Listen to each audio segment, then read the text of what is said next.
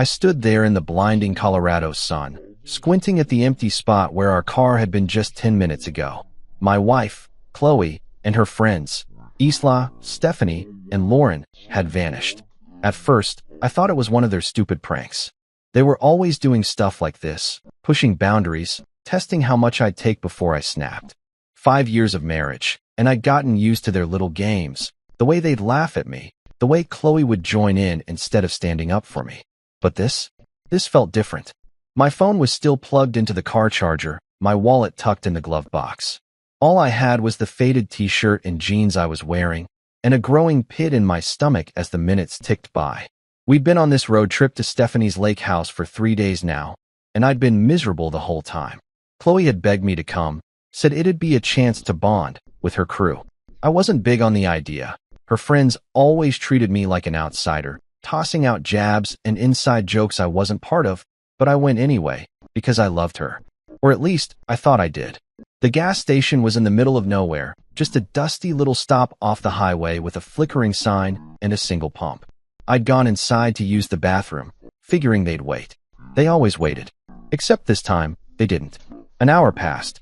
I paced the cracked pavement, kicking pebbles, telling myself they'd come back any second. Tires crunching gravel, Chloe's voice calling out, "Gotcha." But the road stayed quiet. 2 hours in, sweat was dripping down my neck, and my throat was dry. I kept replaying the last few days in my head. The way Stephanie smirked when she accidentally spilled coffee on my lap. How Lauren whispered something to Chloe that made her giggle while glancing at me. How Isla just watched it all with that smug little grin. I should have seen it coming. They'd been building up to something, and I'd been too dumb to notice. A truck pulled up, its engine rumbling loud enough to shake me out of my thoughts. The driver, a big guy with a gray beard and a stained ball cap, leaned out the window. "You okay, buddy?" Been standing there a while. His voice was rough but kind, and it hit me like a punch. I wasn't okay. They weren't coming back. Chloe wasn't coming back. I swallowed hard, trying to keep my voice steady. "Yeah, my ride left me. You think you could help?" He nodded, like it wasn't the first time he'd seen someone stranded out here. "Hop in. Where you headed?" I didn't even know. Home. Back to Chloe. The life we'd built. But as I climbed into the cab, something shifted inside me. 5 years of her laughing at me, brushing me off, letting her friends treat me like garbage. It all came rushing up, hot and heavy. I stared out the window as the gas station shrank in the side mirror. The trucker didn't ask too many questions, just kept driving, humming some old country song. My hands clenched into fists on my lap. I could have borrowed his phone, called Chloe, demanded answers. But what would she say? "It was a joke, babe. Don't be so sensitive." I'd heard it all before. Every time I complained about her friends, she'd roll her eyes and tell me I didn't get their humor. Maybe I didn't. Maybe I never would. But standing there alone, abandoned like some stray dog, I realized something. They didn't get me either. And Chloe? She'd picked them over me, again and again. The trucker dropped me off at a crossroad, pointing me toward Grand Junction, the nearest town. "Good luck, man," he said, tipping his cap. I nodded, my throat tight, and started walking. My shoes scuffed the dirt, the sun beating down on my head. No phone, no money, no plan, just me and the open road. Part of me wanted to turn back, to beg someone at the gas station to call her, to fix this. But another part, a louder part, kept pushing me forward. I was done being the punchline, done being the guy they laughed at. Chloe and her friends thought they'd won, thought they'd broken me. But as I trudged toward Grand Junction, a strange calm settled over me. They hadn't broken me. They'd set me free. I didn't know what was waiting for me in that town.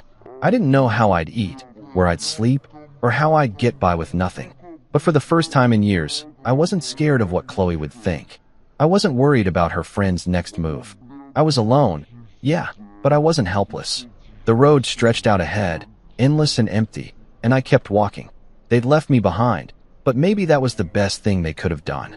Maybe this was my chance to figure out who I was without her, without them. By the time the sun started dipping low, turning the sky orange, I'd made up my mind. I wasn't going back. Not to Chloe, not to that life. Whatever came next, it was mine to build. I stood at that dusty crossroad where the trucker dropped me off, the Colorado wind kicking up little swirls of dirt around my feet.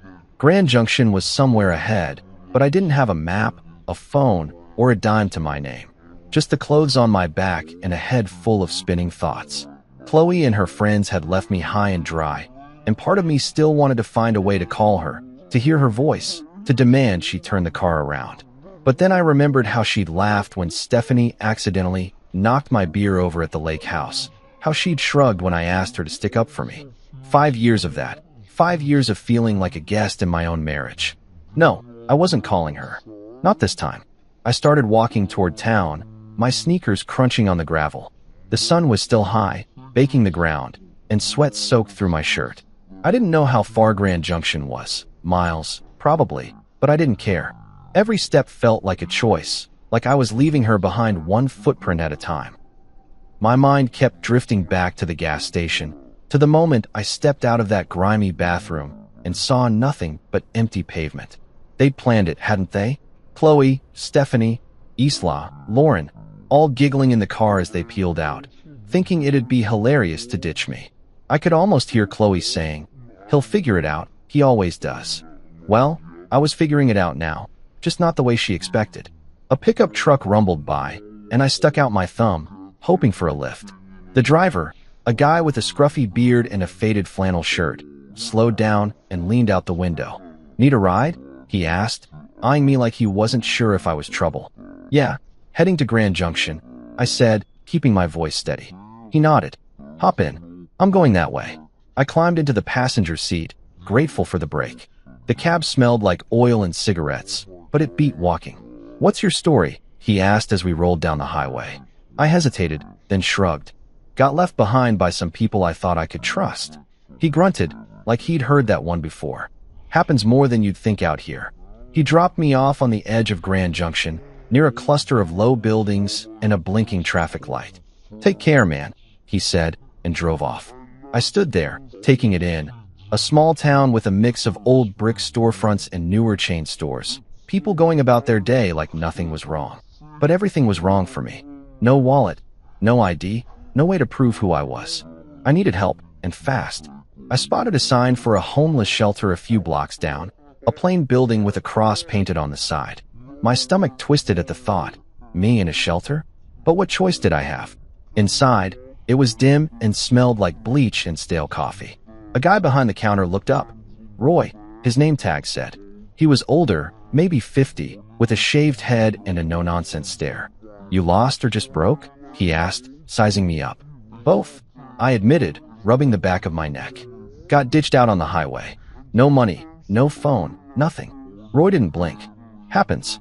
You got a name?" "Yeah. Mike," I said, figuring it was easier to stick to the truth for now. He handed me a clipboard with a form. "Fill this out. We'll get you a bed for the night. Tomorrow, we'll figure out the rest." That night, I lay on a cot in a room full of snoring strangers, staring at the ceiling. My mind wouldn't shut off. Chloe's face kept popping up, her voice, her laugh. I wanted to hate her, but part of me still ached for her to show up, to say it was all a mistake. But Roy's words stuck with me. "Tomorrow, we'll figure out the rest." He didn't mess around. The next morning, he sat me down with a cup of weak coffee and a plan. "You need ID to do anything. Job, bank, whatever. Takes time, but we'll start the process. Meantime, you need cash." I nodded, feeling useless. "Know anywhere hiring?" I asked. Roy smirked. "There's a diner down the street. Owner's a tough old broad named Jacqueline. Tell her I sent you." The diner was a squat little place called Jackie's, with red vinyl booths and a jukebox in the corner. Jacqueline was behind the counter, a wiry woman in her 60s with tattoos snaking up her arms and a voice like gravel. "Roy says you need work," she said, not even looking up from wiping the counter. "Yeah, I do," I replied, shifting on my feet. "Anything you got?" She squinted at me, like she was trying to see through me. "Dishwasher quit yesterday. Pays crap. Hours are long. You steal from me, you're dead. Start now." I blinked, caught off guard, but nodded. "Okay, I'm in." She tossed me an apron, and just like that, I was scrubbing plates in the back, hot water soaking my hands. It wasn't much, but it was something mine. No Chloe, no friends laughing at me, just me and a stack of greasy dishes. Roy checked in later that week, helped me file for a replacement ID. "You're doing all right, Mike," he said, clapping me on the shoulder. I wasn't so sure. but I kept going. The shelter became my home, Jacqueline's Diner my lifeline. I didn't call Chloe, didn't even try. Every night, I fell asleep exhausted, but it was a good kind of tired. I was starting over, from nothing, and it felt like maybe, just maybe, I could make it work. I woke up on that cot in the shelter every morning with the same ache in my back, the same buzz of snores and coughs from the other guys around me. It had been a couple of weeks since Chloe and her friends ditched me at that gas station, and I was still getting used to this new life. Scrubbing dishes at Jacqueline's Diner, sleeping on a borrowed bed, wearing clothes from a donation bin. My hands were raw from the hot water and soap, but I didn't mind. It kept me busy, kept my mind off her. Roy had been a rock, helping me navigate the mess of getting a replacement ID. Takes time, he'd said, handing me a stack of forms. But you'll get there. I nodded, grateful for his gruff kindness, and kept pushing forward. The diner was my world now. Jacqueline didn't mess around. She'd bark orders from the counter, her sharp eyes catching every mistake. Move faster, Mike, we ain't got all day, she'd yell, but there was no real venom in it. I worked double shifts whenever I could, piling up cash in a little envelope I stashed under my cot. My first paycheck wasn't much, but it was enough to buy a cheap prepaid phone from the gas station down the street. I held it in my hands, the plastic still shiny, and felt a rush of something like pride. It wasn't fancy, but it was mine, bought with my own money, not Chloe's, not anyone else's. I didn't need her anymore. Then the call started. I'd only had the phone a day when it buzzed in my pocket while I was elbow deep in suds. I wiped my hands on my apron and pulled it out. Chloe's number flashed on the screen. My stomach dropped. I let it ring, watching it like it might bite me, until it went to voicemail. A minute later, the notification popped up. I shouldn't have listened, but I did.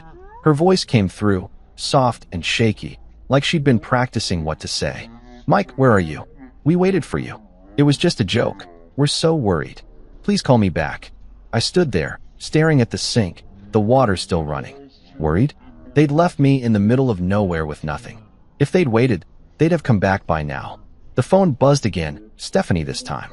I hit play on her voicemail, and her tone was totally different, all smug and casual. Come on, dude. You have to admit, it was hilarious. Call us back, all right. Hilarious. I clenched the phone so hard my knuckles went white. That's what I was to them. A punchline. A story to laugh about over drinks at the lake house. More calls came after that. A flood of them. Chloe again. Then Lauren. Then Stephanie. Piling up with texts and voicemails. We miss you. Where'd you go? This isn't funny anymore. I scrolled through them all, my chest tight, my head spinning. Chloe's words kept echoing. Fake concern, fake tears. She didn't care. None of them did. I sat on my cot that night, the shelter quiet except for the creak of springs and the hum of the heater. The phone glowed in my hand, their messages lighting up the screen. I listened to Chloe's first one again, then Stephanie's, then one from Lauren that was just her giggling before it cut off. My thumb hovered over the call button. Part of me wanted to dial Chloe, to scream at her, to ask why she'd done this. But what would it change? She'd just laugh it off, or cry and make me feel guilty, like she always did. I'd spent years swallowing their crap, smiling through it because I thought that's what a good husband did. Not anymore. I went through the list. Chloe, Stephanie, Isla, Lauren, and blocked every single one. My fingers shook a little as I did it, but once it was done, the phone went silent. No more buzzing, no more lies. I leaned back against the wall, letting out a breath I didn't know I'd been holding. It felt like cutting a rope I'd been tangled in for years. They couldn't reach me now. They didn't get to decide how this ended. I did. The next day, I went back to the diner like nothing had happened, plunging my hands into the dishwater, letting the heat burn away the last of their voices in my head. Jacqueline noticed something was off, though. You're quiet today, she said, tossing me a rag to wipe down the counter. Trouble. I shrugged, not wanting to get into it. Just sorting some stuff out. She snorted. Long as it don't mess with my kitchen, sort of way. I smirked at that. She didn't care about my drama, just the job. It was refreshing. Roy checked in later, handing me a paper with a case number for my ID. Coming along, he said. You holding up? I nodded. Yeah, better than I thought. He clapped me on the shoulder and left me to it. By the end of the week, I'd saved enough to buy a second-hand jacket from the shelter's donation pile. Nothing fancy, but it kept the chill off. I walked back to my cot each night, The prepaid phone silent in my pocket and felt lighter. Chloe and her friends were gone, cut out like a bad habit. I didn't need their apologies or their excuses. I had work, a bed, a plan, small things, but they were mine. The ache was still there, sure, the sting of betrayal, but it was fading. Every dish I scrubbed, every dollar I tucked away, I was building something new, something they couldn't touch. And for the first time in a long time, I fell asleep without dreaming of her. I'd been at the diner for months now, and things were starting to feel steady. Not perfect, but steady. The shelter was still my home, but I'd saved enough to move into a tiny studio above a laundromat in Grand Junction.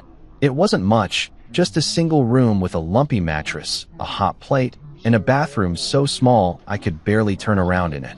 But it was mine. No more cots, no more snoring strangers, just a key in my pocket and a door I could lock. Jacqueline had seen me busting my tail at the diner and bumped me up to prep cook, which meant more hours and a little more cash. I'd chop onions and peel potatoes in the back, the rhythm of the knife keeping my hands busy and my mind quiet. It was hard work, but it felt good, like I was earning something real. The nights were still tough, though. I'd lie on that creaky mattress, staring at the water stains on the ceiling, and Chloe would creep into my head. I'd see her smile, hear her laugh. Not the mean one she used with her friends, but the soft one she'd give me back when things were good, back before I became her punching bag. I'd wonder what she was doing, if she missed me, if she even cared. The loneliness hit hard sometimes, a cold weight in my chest that wouldn't go away. But then morning would come, and I'd drag myself out of bed, pull on my jacket, and head to the diner. No fear of her judgment, no cruel jabs from her friends. Just me, free to breathe, free to be. One night, after a long shift, I was messing around with my prepaid phone, bored and restless.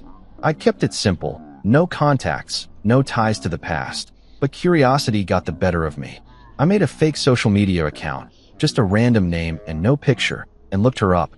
Chloe's profile popped up, still public, still full of her perfect little life. There were pictures from the lake house trip, her and Stephanie posing by the water, Isla grinning with a drink in her hand. Then I saw it, a post about me. It was a photo of us from years ago, smiling at some picnic, and her caption hit me like a slap. Missing my love. I pray he finds his way back to me. I stared at it, my thumb frozen on the screen. Missing me? She hadn't even gone back for me. She'd driven off and left me to rot. I almost laughed, right there in that dingy apartment, the sound bouncing off the bare walls. It was so fake, so Chloe, turning herself into the victim, like I'd wandered off on my own instead of being abandoned. I scrolled through the comments, Stephanie saying, "He'll turn up, don't worry." Lauren chiming in with, "Sending you hugs." And my stomach turned. They were all in on it, playing this game like I was the bad guy. I clicked off the phone and tossed it onto the mattress, running my hands through my hair. She hadn't changed. None of them had. But I had. I wasn't the guy in that picnic photo anymore, the one who'd grin and take it while they tore me down. I was someone else now, someone they didn't know. The next day at the diner, I was quieter than usual, still chewing on what I'd seen. Jacqueline noticed, of course, she always did. "You look like someone kicked your dog," she said, sliding a plate of fries my way during a slow moment.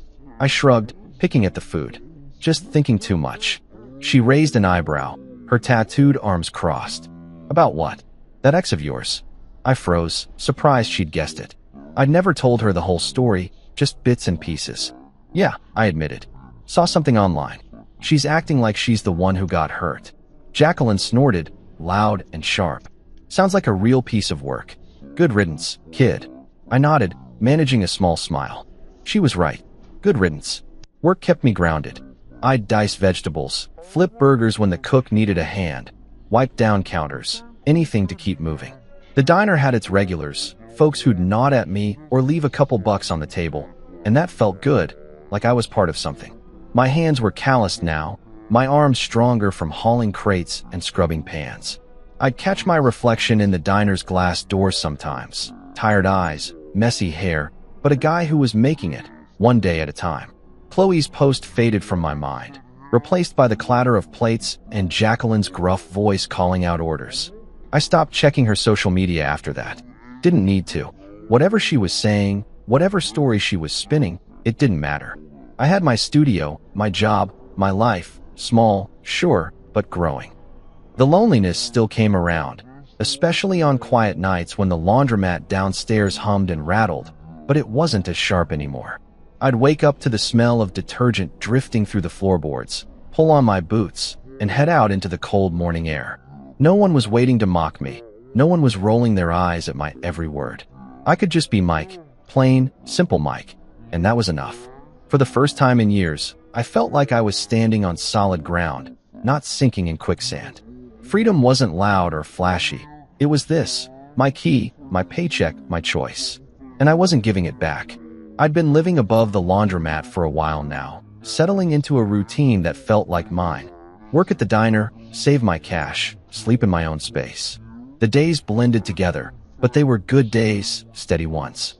Then she walked in, Sienna. She started coming to Jacqueline's diner twice a week, always in the same booth by the window, always with a stack of textbooks and a pen in her hand. She was a med student, I figured, from the way she'd mutter medical terms under her breath while scribbling notes. Her order never changed. Denver omelet, no tomatoes, extra coffee, and she'd barely look up when I brought it over. I'd watch her sometimes, amused at how she'd get so lost in her studying that her fork would hover halfway to her mouth for a full minute before she noticed. I don't know why I started messing with her. Maybe I was bored. Maybe I just wanted to see if she'd crack a smile. I'd swap out my name tag with random names I'd make up. Bob one day, Steve the next, Carl after that, just to see if she'd catch it. She didn't at first, too buried in her books. But one morning, I walked over with Rusty pinned to my shirt, and she finally looked up. Her eyes narrowed, flicking to the tag, then back to my face. "Your name tag is wrong," she said, her voice quiet but firm, like she was diagnosing me. I grinned, caught off guard. "Is it?"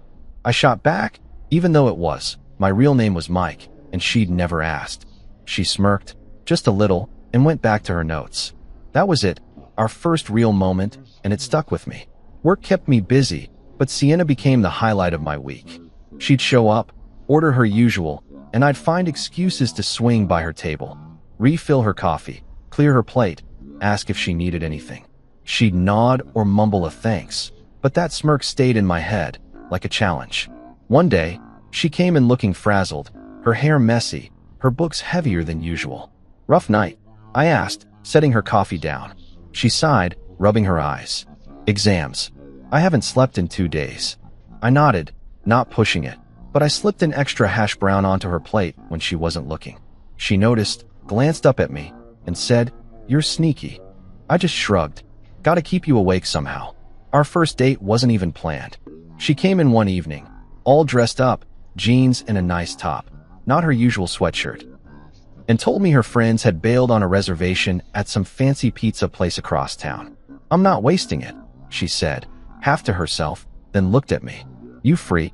I was wiping down the counter, my shift almost over, and Jacqueline was in earshot. "Go on, kid," she barked, waving me off. "You're no use to me moping around."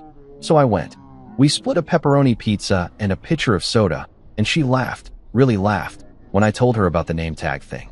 "I knew it wasn't Rusty," she said, her eyes bright. "You're not that old." We talked all night, about her med school stress, my diner gig, dumb stuff like favorite movies. It was easy, natural, like we'd known each other forever. 6 months later, she moved into my little studio. It was cramped. Her books took up half the space, and we'd trip over each other making dinner on that tiny hot plate, but I didn't care. She'd study late, her lamp glowing while I slept, and I'd wake up to her muttering anatomy terms in her sleep. It was weirdly comforting. A year after that, we got a bigger place together, a real apartment with a kitchen and a couch that didn't smell like bleach. Sienna was different from Chloe. She didn't mock me, didn't make me feel small. When I'd doubt myself, she'd just say, "You've got this." And somehow, I'd believe her. We'd cook together, watch old TV shows, argue over who left the dishes in the sink. It was simple, but it was ours. Meanwhile, Chloe wouldn't let go. She'd started emailing me, found my address somehow, probably from an old bill or something. The first one came a few weeks after Sienna moved in, popping up on my phone while I was chopping peppers at the diner. "Mike, I just want to know you're okay," it read. "I miss you." "We all do." I stared at it, my knife hovering over the cutting board. "Miss me?" She'd left me at a gas station with nothing, laughed about it with her friends, and now she missed me? I deleted it without replying. More came after that, some short, some long, all dripping with that fake sweetness she'd mastered. I messed up, I know. Please talk to me. I saw your grandma. She's worried. I'd read them, feel that old ache in my chest, then hit delete. Sienna caught me once, frowning at my phone. Who's that? She asked. Nobody, I said, and she didn't push. She didn't need to. I wasn't going back. Life with Sienna was good, better than I'd thought I deserved. The diner was humming, my hands were steady, and Chloe's emails were just noise I could tune out. I'd built something new, something solid, and every day with Sienna proved it. She'd tease me about my cooking, I'd laugh at her terrible singing, and we'd fall asleep tangled up on that secondhand couch. Chloe could write all she wanted. I didn't know her a damn thing. My world was here now, with Sienna, and I wasn't letting go. I stood in the kitchen of Jacqueline's diner, flipping a burger on the grill, the sizzle filling the air as grease popped against my apron. Things had been good. Better than good, really. Sienna and I were settled in our new apartment, a step up from the cramped studio above the laundromat. It had a real bedroom, a stove that didn't smoke, and a window that let in actual sunlight. Life felt solid, like I'd finally climbed out of the hole Chloe and her friends had left me in. Work was steady too. I'd been at the diner long enough that Jacqueline trusted me with more than just dishes and prep. She'd started leaning on me, barking less and nodding more when I got things done right. That day, though, she called me over to the counter during a slow stretch, her sharp eyes locked on me like she had something big to say. "Mike," she said, wiping her hands on a rag, "you're not half bad at this." I smirked, thinking she was joking, but her face stayed serious. "I'm opening a second spot across town, smaller joint, but mine. Need someone to run it. You in?" I froze, spatula in hand, the burger sizzling behind me. Me? Run a diner? I'd gone from scrubbing plates to cooking, sure, but managing a whole place? You serious? I asked, my voice rougher than I meant it to be. She snorted. "Do I look like I'm kidding? You've got the chops. Work hard, don't steal, don't whine. Say yes or no." My head spun. A year ago, I'd been dumped at a gas station with nothing. Now I was getting offered this. I almost said no, convinced it was some trick, like Chloe's pranks all over again. That night, I sat on our couch, Sienna's and mine, staring at the TV without really watching it. She came home from a late study session, dropping her bag by the door, and saw me just sitting there. "What's up?" she asked, kicking off her shoes. I told her about Jacqueline's offer, my voice low, like saying it out loud might jinx it. She wants me to run her new diner. Me in charge. Sienna plopped down next to me, her knee brushing mine. "And you're thinking about turning it down?" she said, reading me like always. I shrugged, rubbing my neck. "I don't know. What if I screw it up?" She grabbed my hand, her grip firm. "You're already running that place half the time, helping with orders, fixing stuff when she's yelling at someone else. Just make it official. You've got this." Her words hit me hard, like a shove I didn't know I needed. She didn't doubt me, not for a second, and that felt new, strange, good. Chloe would have laughed, said something like, "You? A boss?" and her friends would have piled on. But Sienna just looked at me, steady and sure, and I nodded. "Okay, I'll do it." She smiled, that small one I loved, and leaned her head on my shoulder. "Good. Now stop moping. We've got dishes to do." I laughed, the weight lifting a little, and we washed plates together, her humming some off-key song while I splashed water at her. The next day, I told Jacqueline yes. She grunted, like she'd expected it, and handed me a set of keys. "Don't burn it down," she said, then went back to counting cash. The new diner was a hole-in-the-wall spot. 10 tables, a counter, a kitchen barely big enough for two, but it was mine to run. I started the next week, setting up schedules, ordering supplies, cooking when the line got slammed. It was chaos at first, waitresses forgetting orders, me burning a batch of fries, but I figured it out. Sienna was right. I'd been doing this stuff already, just without the title. The place started humming, regulars trickling in, and Jacqueline even stopped by once, nodding like she approved. "Not bad, kid," she said, and I felt taller than I had in years. Then Chloe's email came. I was at the new diner, checking inventory on my phone, when it popped up. "Mike, your grandmother's been asking about you. Please let us know you're alive." My gut twisted. Grandma. She'd always been sweet, sending me cards even after I married Chloe. But Chloe bringing her up now? It was a cheap shot, a hook to reel me back in. I pictured her typing it, fake tears in her eyes, trying to guilt me like always. I deleted it, my thumb slamming the screen harder than it needed to. She didn't get to use grandma against me, not after what she'd done. I hadn't called home in a while, sure, but I'd fixed that myself, not through her. I threw myself into the diner after that, keeping my hands busy so my mind wouldn't wander. The place was picking up, truckers stopping by, locals chatting me up like I was one of them. I'd come home to Sienna studying at our table, her books spread out, and she'd ask how it went. Good, I'd say and mean it. We'd cook dinner, nothing fancy, just pasta or burgers, and talk about her classes, my day, the future. Chloe's emails kept coming, piling up in my trash folder, but I didn't open them. She was a ghost, a shadow I could ignore. My life was here, the diner, Sienna, the keys in my pocket. I'd been abandoned once, left to figure it out, and I had. Now I was building something better, something they couldn't touch. Every night, I locked up the diner, drove home to Sienna, and felt like a man who'd finally found his footing. I was flipping eggs in the kitchen of my third diner, the one on the edge of town, when my phone buzzed in my pocket. The morning rush was in full swing, truckers hollering for coffee, waitresses darting between tables, and I almost ignored it. 15 years had turned me into a different man. Sienna and I were married, 2 kids tearing up our house, 3 diner locations keeping me busy.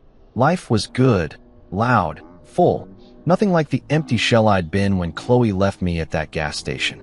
I wiped my hands on my apron, pulled out my phone, and saw it. A LinkedIn notification. Someone viewed your profile 27 times today. My stomach did a little flip. I didn't use LinkedIn much, just a basic page with my name, the diners, a blurry photo Sienna made me take. But 27 times? That wasn't normal.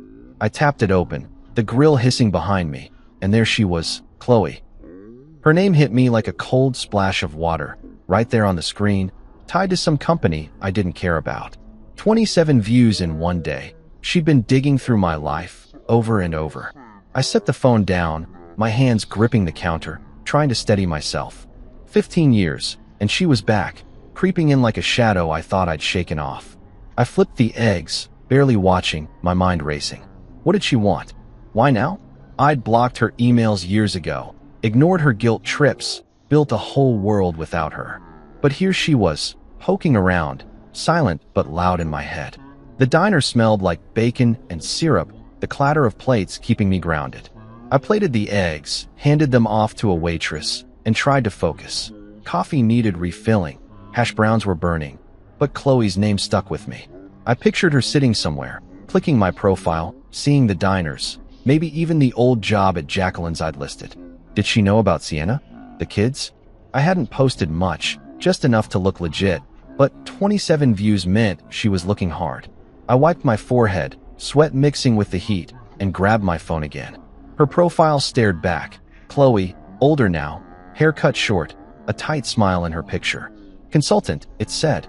I didn't read more. Didn't want to. I stepped into the back, a tiny storeroom with shelves of flour and canned goods, and leaned against the wall. My heart was thumping too fast, like I'd run a mile. 15 years, 2 kids, a wife, a business, and she could still rattle me. I hated that. I'd worked so hard to bury her, to forget the gas station, the laughter, the way she'd made me feel like nothing. Now she was back, not even saying anything, just watching. Was she jealous? Mad? Desperate? I ran my hands through my hair, pacing the cramped space. Part of me wanted to message her, "What's your deal?" But I stopped myself. That's what she'd want. Me reaching out, giving her a crack to slip through. I went back to the grill, threw myself into the rush, cooking, pouring, wiping down tables when the waitresses got swamped. The regulars nodded at me. Some guy asked for extra ketchup, and I kept moving, kept my hands busy. But she was there, in the back of my mind, those 27 views like an itch I couldn't scratch. I didn't tell Sienna when I got home that night. She was on the couch, folding laundry, the kids upstairs yelling about some game. Busy day? She asked, glancing up. Yeah, I said, forcing a smile, kissing her forehead. Same old. She didn't push, just handed me a pile of socks to sort, and I sat there, folding, pretending everything was fine. The house was warm, smelled like dinner, chicken and rice, Sienna's go-to, and the kids tumbled down, begging for dessert. I laughed, said no, felt normal for a minute. But Chloe lingered, a ghost I couldn't shake. I didn't check LinkedIn again, didn't need to see if she'd looked more. 27 was enough. I helped Sienna with the dishes, her hip bumping mine, and tried to let it go. My life was here, 2 kids fighting over the last cookie, a wife who didn't laugh at me, diners I'd built from nothing. Chloe couldn't touch that, not really. Still, I went to bed with her name in my head, staring at the ceiling while Sienna slept beside me. The next day, I was at the first diner, pouring coffee, when my phone buzzed again. I didn't look, just shoved it deeper in my pocket. If it was her, I didn't want to know. I'd spent years locking her out, and now she was knocking, quiet but steady. I focused on the work, grill, counter, cash register, kept my hands moving, my voice steady.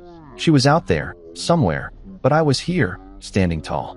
Whatever she wanted, whatever game she was playing, I wasn't biting. Not yet.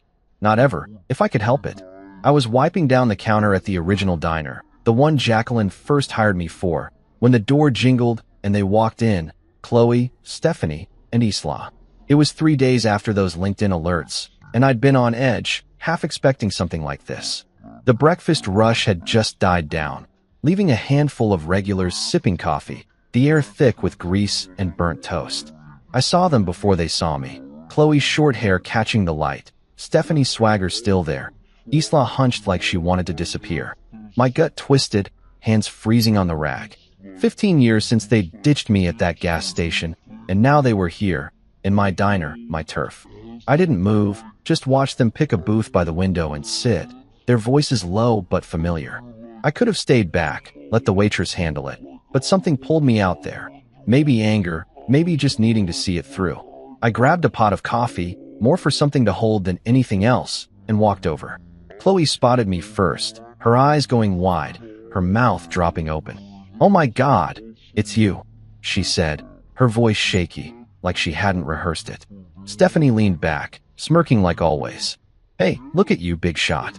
Isla glanced up, then down fast, her hands fidgeting with the menu. I stood there, coffee pot in hand, looking at them. Older, worn, desperate in a way I didn't expect. "What do you want?" I asked, keeping it short, my voice harder than I felt. Chloe shifted, leaning forward, her fingers twisting together. "Mike, can we talk? Please." I didn't sit, didn't soften. "I'm working." "Talk." She swallowed, glancing at Stephanie for backup, then started. We need your help." It spilled out. Her life had crashed. Her artsy little business went under. Her marriage, some guy I didn't know, fell apart, and she was broke, begging now. Stephanie jumped in, casual like it was no big deal. "You're doing all right, right? 3 diners? We just need a hand, you know, for old times." Isla nodded, barely audible. "Just a little help." I listened, letting it sink in. Chloe's sob story, Stephanie's charm, Isla's guilt. They'd planned this, tracked me down, thought I'd roll over. I stood there, coffee pot still hot in my grip, watching them squirm. Chloe's eyes got wet, Stephanie's smirk twitched, Isla shredded the edge of her menu. I remembered her LinkedIn stalking, 27 views, then showing up here, thinking I'd cave because I used to. "Wait here," I said, turning away. I walked to the office, a cramped box with a desk and a stack of receipts, my boots heavy on the floor. They wanted money. After leaving me with nothing, laughing about it, they thought I'd just hand it over. I sat down, the chair creaking, and stared at the wall. My hands shook a little, not from fear, from anger. I could have yelled, thrown them out, but I didn't. I grabbed an envelope, wrote a check, and headed back. They were still there, whispering, heads snapping up when I walked over. I dropped the envelope in front of Chloe, watching her fingers snatch it up, her face lighting up for a second. She opened it. $73.50, the exact cost of a Greyhound ticket from Grand Junction back home, 15 years ago. Her smile crashed, her breath catching. Stephanie grabbed it, glaring. "What the hell is this?" she snapped. I leaned in, my voice low, steady. "That's what it would have cost me to get back to you that day. I didn't. You don't get more than that." Chloe's mouth opened, no sound coming out. Stephanie shoved the check at me. "You're a jerk, Mike. After everything." I cut her off. "After everything? You left me. You laughed.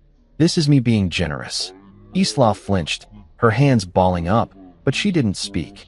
I straightened, looking at them. Chloe pale, Stephanie fuming, Isla shrinking. "It's time to leave," I said, loud enough for the diner to hear. "Don't come back." I turned, walked to the counter, my heart pounding but my steps sure. The waitress hovered, unsure, but I waved her off. "They're done," I said, grabbing a rag to wipe my hands. They sat there a minute, stunned, then scrambled up, Chloe shoving the envelope in her purse, Stephanie muttering, Isla trailing behind. The door jingled shut, and the diner went back to normal, coffee pouring, forks clinking, like they'd never been there. I stood behind the counter, pouring myself a cup, my hands steady now. They'd come begging, thinking I'd bend, and I'd shut them down. It wasn't loud or messy, just cold, final. I sipped the coffee, bitter on my tongue, and watched the regulars chat, oblivious. Chloe's tears, Stephanie's anger, they didn't matter.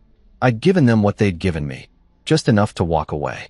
The diner hummed around me, my diner, my life, and they were gone.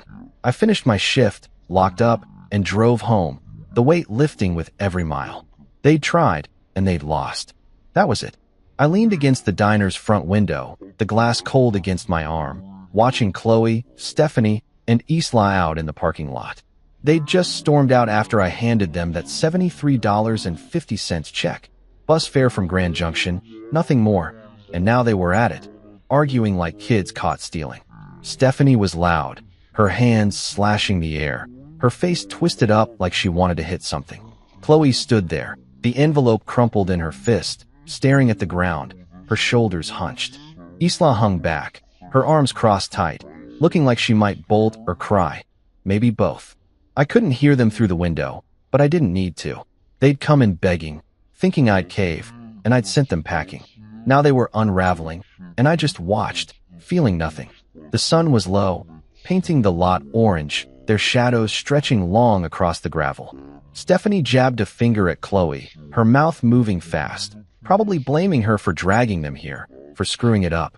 Chloe shook her head, slow and tired, then shoved the check into her purse like it was trash. Isla shifted, glancing at the diner, her eyes catching mine for a second before darting away. I didn't move, didn't blink, just stood there, my coffee mug cooling on the counter behind me. They could fight all day out there. It didn't touch me. I'd given them what they deserved, closed the book on 15 years of their garbage, and that was that.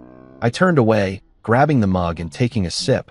Cold now, bitter, but I didn't care. The diner was quiet, just a couple of regulars lingering over pie, the jukebox humming some old tune. I wiped down the counter, slow and steady, letting the rag soak up the day. The waitresses buzzed around, clearing tables, shooting me quick looks but keeping their mouths shut. They knew something had happened, those three walking in, me walking out with that envelope, but I didn't explain. "You good, Mike?" one asked, stacking plates. "Yeah," I said, short and sharp, and went back to wiping. I didn't want their questions, didn't want to drag it out. Chloe and her crew were gone, and I was done. Driving home, the truck's engine growled under me, the road dark except for my headlights cutting through. My hands gripped the wheel, my mind stuck on that scene. Chloe's face when she saw the check, Stephanie's snarl, Isla's silence. It should have felt good, shutting them down, and it did, mostly. But there was this itch, a little nag I couldn't shake. They'd looked desperate, broken, Chloe especially, with her sob story about her life falling apart. 15 years ago, I'd have cared, run after them, tried to fix it. Now, I just watched them leave. The house came into view, lights on, Sienna's car in the drive, and I let out a breath. This was real, my family, my life, not them. I walked in, kicking my boots off by the door, the smell of leftover lasagna hitting me. Sienna was at the kitchen table, papers spread out, a pen in her hand, grading again, probably. The kids were upstairs, their voices muffled, likely in bed but not asleep. She looked up, her glasses low on her nose. "Hey," she said, soft, then tilted her head. "You okay?" I nodded, pulling out a chair and sitting across from her, my hands flat on the table. "They came by," I said, keeping it simple. Her eyebrows lifted, but she waited. Chloe, Stephanie, Isla asked for money. I gave them bus fare and told them to go. She set her pen down, leaning back, her eyes steady on mine. "Bus fare," she asked, a little smile tugging her lips. I told her, $73.50, the exact cost to get back from Grand Junction all those years ago. How Chloe's face fell, how Stephanie snapped, how I walked away. Sienna listened, her hand resting on the table, calm like always. When I finished, she reached over, her fingers brushing mine. They can't take anything from you that you don't give them, she said, her voice firm, quiet. I looked at her, those words sinking in, and nodded. Yeah, I said, my throat tight. She squeezed my hand, then went back to her papers, leaving me sitting there, the weight lifting a little. She didn't need to say more. She got it, got me, and that was enough. We ate leftovers later, just the two of us, the kids finally quiet upstairs. I poked at the lasagna, my head still half in the parking lot, Stephanie yelling, Chloe staring, Isla shrinking. It didn't matter what they said out there, who they blamed. They'd come for a handout, and I'd given them a mirror instead. Sienna didn't ask more, just talked about the kids, our son's math test, our daughter's new obsession with drawing cats. I smiled, nodded, let her pull me back to now. After, we cleaned up, her hip bumping mine at the sink, and I felt steady again. That night, lying in bed, Sienna's breathing slow beside me, I stared at the ceiling. The house creaked, the kids shifting in their rooms, and I replayed it. Those three in my diner, then out in the lot, falling apart. They couldn't touch this, my family, my diners, me. I'd shut the door, locked it tight, and they were on the other side, where they belonged. The itch was still there, faint, but fading. Sienna was right. They got nothing I didn't give, and I'd given them the end. I closed my eyes, the days slipping away, and slept hard, done with their ghosts for good. I stood in the kitchen of our house, stirring a pot of chili on the stove, the smell of spices filling the air. It had been weeks since Chloe, Stephanie, and Isla walked into my diner, since I handed them that $73.50 check and watched them argue in the parking lot. I hadn't seen them since. Not a call, not an email, not even a whisper on LinkedIn. They were gone, really gone this time, and I felt it. A quiet that settled deep, like a storm finally passing. Life rolled on. Sienna grading papers at the table, the kids chasing each other around the backyard, the diners humming with regulars. It was mine, all of it, and they couldn't touch it. I'd stopped looking over my shoulder, stopped waiting for the next knock. The chili bubbled, steam rising, and I tasted it. Needed more salt, maybe a kick of pepper. Sienna glanced up from her stack of tests, her glasses slipping down her nose. Smells good, she said, smiling that small smile I loved. Better be. I shot back, grinning, and she laughed, soft and easy. The kids burst in from outside, our son waving a muddy stick, our daughter yelling about a bug she'd found. Out, both of you, wash up. I barked, pointing to the sink, and they groaned but obeyed, splashing water everywhere. It was chaos, loud and messy, but it was ours. Chloe's face, those tears she'd tried to sell me, faded a little more every day, replaced by this. Work was good too. I bounced between the three diners, flipping burgers, checking stock, joking with the waitresses. The regulars knew me now. Old Tom with his coffee, the trucker who tipped big, the lady who always asked for extra napkins. They'd nod, say, "Hey, Mike," and I'd nod back, feeling like I belonged. Jacqueline stopped by the first diner one morning. Her tattoos faded, but her glare still sharp. "You didn't screw it up," she said, looking around, then clapped my shoulder and left. High praise from her. I laughed to myself, pouring coffee for a table, and thought about how far I'd come, from a gas station nobody to this. I didn't check on Chloe anymore. No fake social media accounts, no late-night scrolls. I'd done that once, years back, seen her play the grieving widow, but now? I didn't need to know. She was out there, somewhere, living whatever life she'd made after her business tanked, her marriage crumbled. Stephanie and Isla too, maybe still mad, maybe still blaming her. It didn't matter. They'd come begging, and I'd shut the door. That $73.50 check was the last thing I'd ever give them. Just enough to walk away, like they'd left me to do. I didn't feel bad, didn't feel guilty. I felt free. Sienna and I took the kids to the park that weekend, a crisp fall day with leaves crunching under our boots. Our son ran ahead, kicking a ball, while our daughter clung to my hand, pointing at every squirrel. Sienna walked beside me, her arm brushing mine, and we didn't say much, Just watched, breathed, lived. I thought about Chloe for a second, her showing up, her voice cracking, and let it go. She couldn't take this from me, couldn't even come close. I'd built it all without her, despite her, and it was better than anything she'd ever offered. "You're quiet," Sienna said, nudging me. "Just happy," I replied, and she squeezed my hand, knowing I meant it. Back home, we ate the chili, too spicy, the kids complained, but they shoveled it down anyway. I sat at the table, watching them bicker over the last roll, Sienna rolling her eyes at their noise. This was it, the best revenge, if you could call it that. Not some big fight, not rubbing it in their faces, just living well, living real. Chloe wanted me to break, to crawl back, and I hadn't.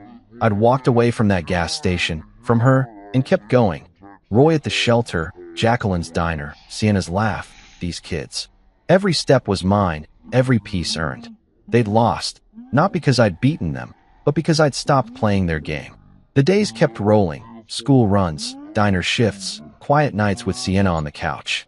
I didn't look back, didn't need to. Chloe was a memory, a shadow that couldn't reach me anymore. I'd see her sometimes, in a flash, her smirk, her tears, but it didn't stick. I'd turn the radio up, flip a burger, hug my daughter, and she'd fade.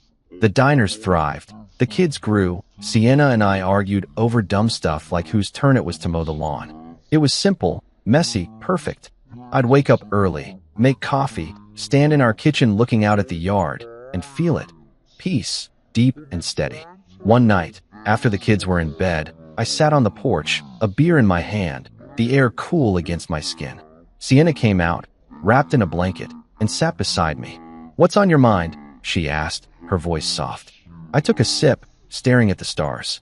"Nothing," I said, then smiled. "Everything." She leaned her head on my shoulder, and we sat there, quiet, together. Chloe was gone, really gone, and I was here whole. The best revenge wasn't revenge at all. It was this, right now, a life so good I didn't need to prove anything. I'd made it, and that was enough. My wife wanted to be the surrogate for her rich boss. I warned her not do it, but she did it anyway, saying, "It's my body, my choice." Now she and her family is begging me. But I am clear, not my baby, not my problem.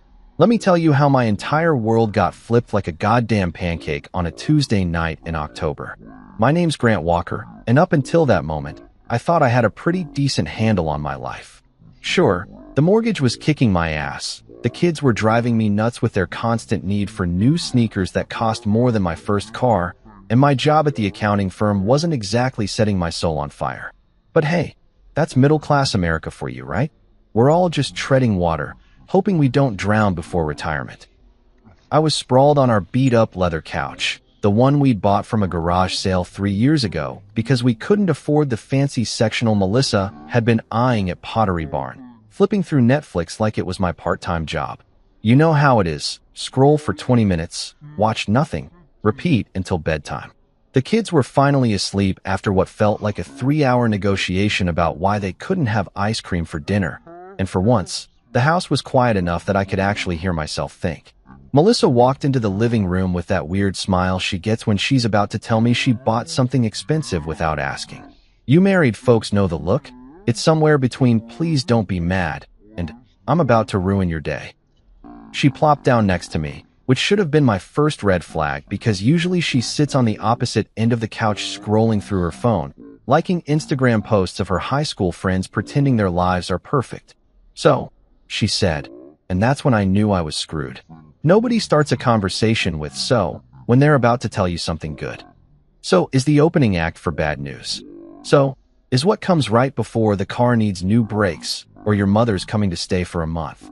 I muted the TV, some crime show where they solve murders in exactly 42 minutes, which is about as realistic as my chances of ever owning a boat, and turned to look at her.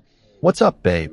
I asked, because despite being married for 8 years, I still hadn't learned to just keep my mouth shut and pretend to be asleep. That's when she dropped it. Just like that. No warning, no build-up. "No, honey, we need to talk." She just looked at me with those big brown eyes that had gotten me into this mess in the first place and said, "I'm going to be a surrogate for my boss, Mr. Whitmore." I swear to God, time stopped.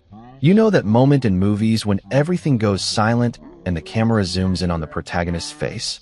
That was me, except instead of dramatic music, all I could hear was the neighbor's dog barking at absolutely nothing, like dogs do when they want to remind you that life is chaos. At first, I laughed. I actually laughed. Because what else do you do when your wife tells you she's planning to carry another man's baby, like she's announcing she's thinking about taking up yoga? Good one, Mel, I said, reaching for the remote. What are we watching? But she didn't laugh back. She just sat there with that serious expression she usually reserves for parent-teacher conferences and conversations about our credit card debt. That's when it hit me. She wasn't joking. This wasn't some weird attempt at humor. My wife, the mother of my 3 children, the woman who complained when I left dishes in the sink overnight, was seriously telling me she wanted to get knocked up by her boss. Melissa, I said slowly, like I was talking to one of our kids after they'd done something spectacularly stupid. Please tell me you're kidding. She shook her head, and I felt something cold settle in my stomach. You know that feeling when you're on a roller coaster and you hit the big drop? That moment when your brain catches up to what's happening and realizes you're completely screwed? Yeah, that. His wife can't have children, she continued, like this was a perfectly normal conversation. They've been trying for years. Vivian's had 3 miscarriages, and the doctors say it's not safe for her to keep trying. Charles asked me last week if I'd consider it, and I've been thinking about it ever since. Charles. She called him Charles, not Mr. Whitmore. When had that started? And more importantly, when had my wife started having private conversations with her boss about his reproductive plans? Melissa, no. The words came out sharper than I intended, but hell, she'd just told me she wanted to carry another man's child. I think a little sharpness was warranted. This isn't some small favor. This isn't like watching their dog while they go on vacation. This will destroy us. She rolled her eyes, like I was being dramatic. Grant, it's not like I'm having an affair. It's a medical procedure. I'm helping them have a family. You're helping yourself have a closer relationship with your boss? I shot back, because let's be real here. Melissa had always been a little too eager to please authority figures, a little too concerned with what people thought of her. In high school, she was the girl who stayed after class to wash the chalkboards. In college, she was the one organizing study groups for professors who probably didn't even know her name. And now, at 32, she was offering to carry her boss's baby because she thought it would make her indispensable. That's not what this is about, she said. But her voice had that defensive edge that told me I'd hit the nail on the head. Charles and Vivian are good people. They deserve to have a family. What about our family? I asked, gesturing around our living room with its mismatched furniture and crayon marks on the walls. What about our kids? What about us? She looked at me like I'd just suggested we sacrifice a goat in the backyard. This doesn't have anything to do with us. It's my body, Grant. My choice. I don't need your permission. And there it was. The line in the sand. The moment when I realized that somewhere along the way, we'd stopped being a team and started being 2 people who happened to live in the same house and split the electric bill. My chest felt tight, like someone had wrapped a rubber band around my ribs and was slowly twisting it. Melissa, I said, trying to keep my voice steady. If you do this, it will destroy our marriage. You understand that, right? She stared at me for a long moment, and I thought maybe, just maybe, she was starting to get it. Maybe she was realizing that carrying another man's baby wasn't exactly the kind of thing you could just add to your weekend to-do list, right between grocery shopping and soccer practice. But then she smiled, and it wasn't the warm smile I'd fallen in love with 8 years ago. It was cold, calculated, like she'd already made up her mind and was just going through the motions of pretending to care about my opinion. Then maybe, she said, standing up and smoothing down her yoga pants, you should rethink what being a husband means. And just like that, she walked out of the room, leaving me sitting there with the muted TV and the crushing realization that my marriage had just died, even though neither of us was ready to admit it yet. That was the night everything changed. That was the night I learned that sometimes the person you love most in the world can become a complete stranger without ever leaving the room. You'd think after dropping a nuclear bomb on our marriage, Melissa might have taken a step back to consider the radioactive fallout. But nope, that would have required actual self-awareness, and apparently, My wife had checked that particular skill at the door when she decided to play baby factory for her boss. The next few days were like living in some twisted version of Groundhog Day, except instead of Bill Murray trying to win over Andy McDowell, I was stuck trying to talk sense into a woman who'd apparently lost her damn mind. Every morning, I'd wake up thinking maybe the whole thing had been a nightmare brought on by too much leftover pizza. But there she'd be, humming while she made coffee, acting like she hadn't just announced her plans to destroy our family with the casual enthusiasm of someone discussing their weekend gardening plans. Melissa, I'd start, because I'm nothing if not persistent, some might say stupidly optimistic. We need to talk about this surrogate thing. She'd give me this patronizing smile that made me want to throw my coffee mug against the wall. Grant, I've made up my mind. Charles and Vivian really need this. Charles and Vivian. Always Charles and Vivian. Like they were the royal family or something. Never mind that Charles was just another corporate suit who'd probably stepped on a dozen people climbing his way up the ladder. And Vivian was one of those society wives who spent more on handbags than most people made in a year. But sure, let's upend our entire life because they couldn't figure out how to make a baby the old-fashioned way. I tried every angle I could think of. The practical angle. Mel, you know how miserable you were when you were pregnant with Emma. You couldn't keep anything down for 3 months, and your back was killing you the entire time. The emotional angle. What are the kids going to think when mommy's walking around with someone else's baby? The financial angle. They're not exactly paying you enough to cover the medical bills, let alone compensation for 9 months of your life. But nothing stuck. She had an answer for everything, delivered with the kind of self-righteous certainty that probably started wars back in the day. She'd help with childcare costs. She'd explain to the kids that she was helping a family. She was doing this out of the goodness of her heart, not for money. Although, let's be real, the 25 grand Charles was offering didn't exactly hurt her enthusiasm. Then the flying monkeys showed up. First, it was her sister Clara, because of course it was. Clara had always been jealous of Melissa, jealous of her job, her house, her kids, probably even her split ends if we're being honest. So naturally, when Melissa called to share her brilliant plan, Clara jumped on the supportive sister bandwagon like she was running for political office. The call came on a Thursday night while I was helping Jake with his math homework, trying to remember why algebra was supposed to be important when you grow up to be an accountant who spends his days entering numbers into spreadsheets that nobody reads. Grant, Clara's voice had that fake sweet tone she used when she was about to stick a knife between your shoulder blades. I just wanted to call and tell you how proud I am of Melissa. I pressed the phone harder against my ear, hoping the kids couldn't hear this conversation. Oh yeah? And why's that, Clara? For agreeing to be a surrogate. It's such a selfless, beautiful thing to do. You should be supporting her instead of being so negative about it. Negative. Right. Because apparently, not wanting your wife to carry another man's baby made you the villain in this twisted fairy tale. Clara, with all due respect, this is between Melissa and me. It's really not. She's my sister, Clara interrupted, and I could practically see her getting all puffed up with righteous indignation. And what she's doing is amazing. She's giving the gift of life to people who can't have children. It's practically saintly. Saintly. Jesus Christ. You know what would be saintly, Clara? If Charles and Vivian adopted one of the thousands of kids who need homes instead of paying my wife to manufacture them a custom baby. The line went quiet for a second, and I thought maybe I'd actually gotten through to her. But then she came back swinging. You're being selfish, Grant. This isn't about you. It's about helping people, and Melissa has a big enough heart to do it. Maybe you should try having a little compassion. I wanted to tell Clara exactly where she could stick her compassion, but Jake was sitting right there, chewing on his pencil eraser and probably absorbing every word of this train wreck. So instead, I just said, "Thanks for the call, Clara. I'll keep that in mind," and hung up.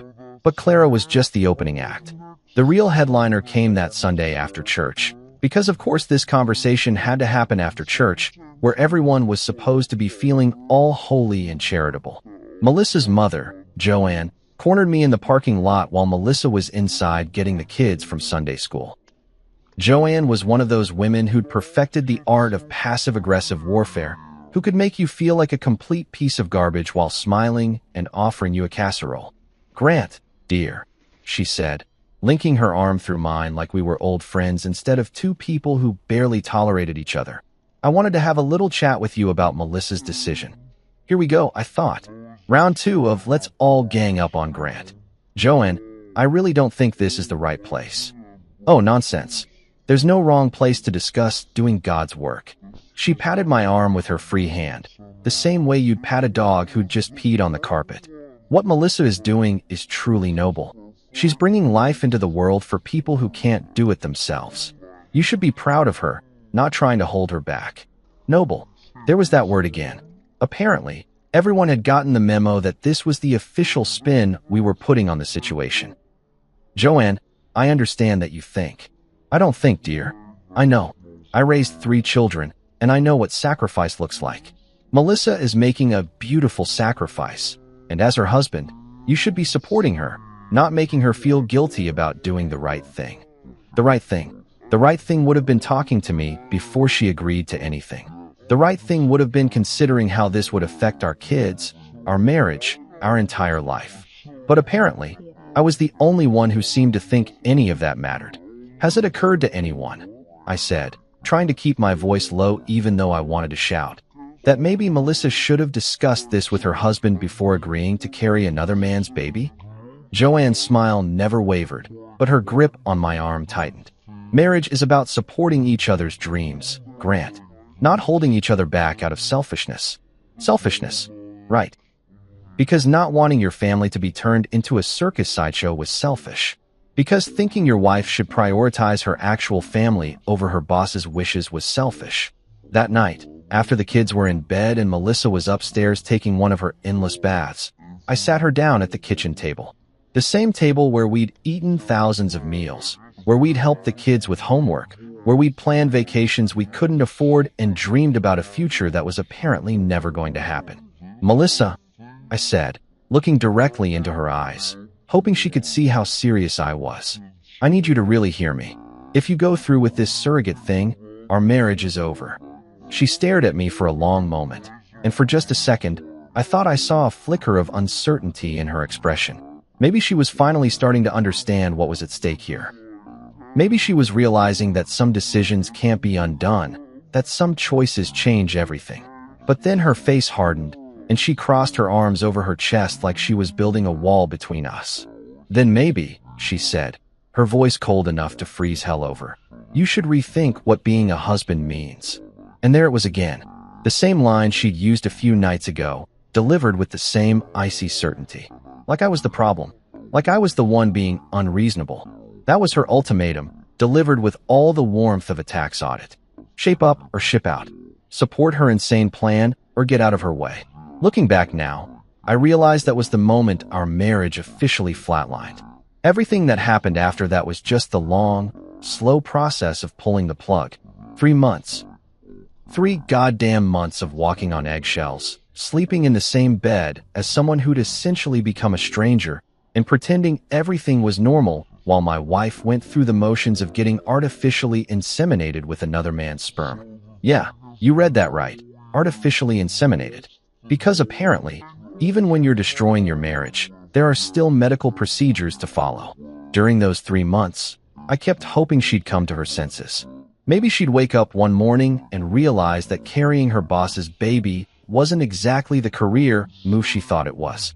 Maybe she'd look at our kids, Jake with his gap-toothed grin, Emma with her stubborn cowlick, and little Sophie who still crawled into our bed during thunderstorms, and remember that she already had a family worth protecting. But hope, as it turns out, is just disappointment wearing a fancy outfit. The morning everything became real started like any other Tuesday in suburban hell. I was downstairs making coffee in our ancient Mr. Coffee machine that made sounds like a dying walrus, but somehow still managed to brew a decent cup when I heard Melissa's footsteps on the stairs. Not her usual rushed morning stomp. She was late for everything, always had been, but slow, deliberate steps, like she was walking to her own execution. Or mine. She appeared in the kitchen doorway wearing that ratty pink bathrobe she'd had since college, the one with the coffee stain on the front that no amount of bleach could remove. Her hair was pulled back in one of those messy buns that women somehow make look effortless but probably takes 20 minutes to achieve, and she was holding something in her hand. A pregnancy test. Because of course she was. Grant, she said, and her voice had this weird mix of excitement and terror that I'd heard twice before, when she'd told me she was pregnant with Jake, and again with Emma. But this time, hearing it made my stomach drop through the floor and probably into our neighbor's basement. I set down my coffee mug, the one Emma had made me in art class with "World's Okayest Dad" painted in crooked letters, and turned to face her fully. Part of me wanted to run, just bolt out the back door, hop in my Honda Civic, and drive until I hit ocean or ran out of gas, whichever came first. But the other part of me, the part that had been preparing for this moment for 3 months, just stood there waiting for the inevitable. "It worked," she said, holding up the pregnancy test like it was a winning lottery ticket instead of the death certificate for our marriage. "I'm pregnant." And there it was. The moment when theoretical became real, when stupid became irreversible, when my wife officially became pregnant with her boss's baby. She was standing there with this triumphant smile on her face, like she'd just won the Nobel Prize for outstanding achievement in ruining your family. And all I could think was how completely and utterly screwed we were. I didn't yell. I didn't throw anything. I didn't grab her by the shoulders and shake her until she came to her senses. I just looked at her, really looked at her, and said the only thing that made sense anymore. "Okay. That's it. Just okay." One word. For letters. The period at the end of the sentence that had been our marriage. She blinked at me, clearly expecting some kind of bigger reaction. Maybe she thought I'd suddenly see the light and realize what a beautiful, generous thing she was doing. Maybe she thought I'd break down and beg her to reconsider. Or maybe she thought I'd lose my shit completely and give her the dramatic confrontation she could use to justify everything she'd done. But I didn't give her any of that. I just picked up my coffee, took a sip, and said it again. "Okay, that's it?" she asked, and now there was confusion creeping into her voice. "That's all you have to say?" I shrugged, which I know sounds callous, but what else was there to do?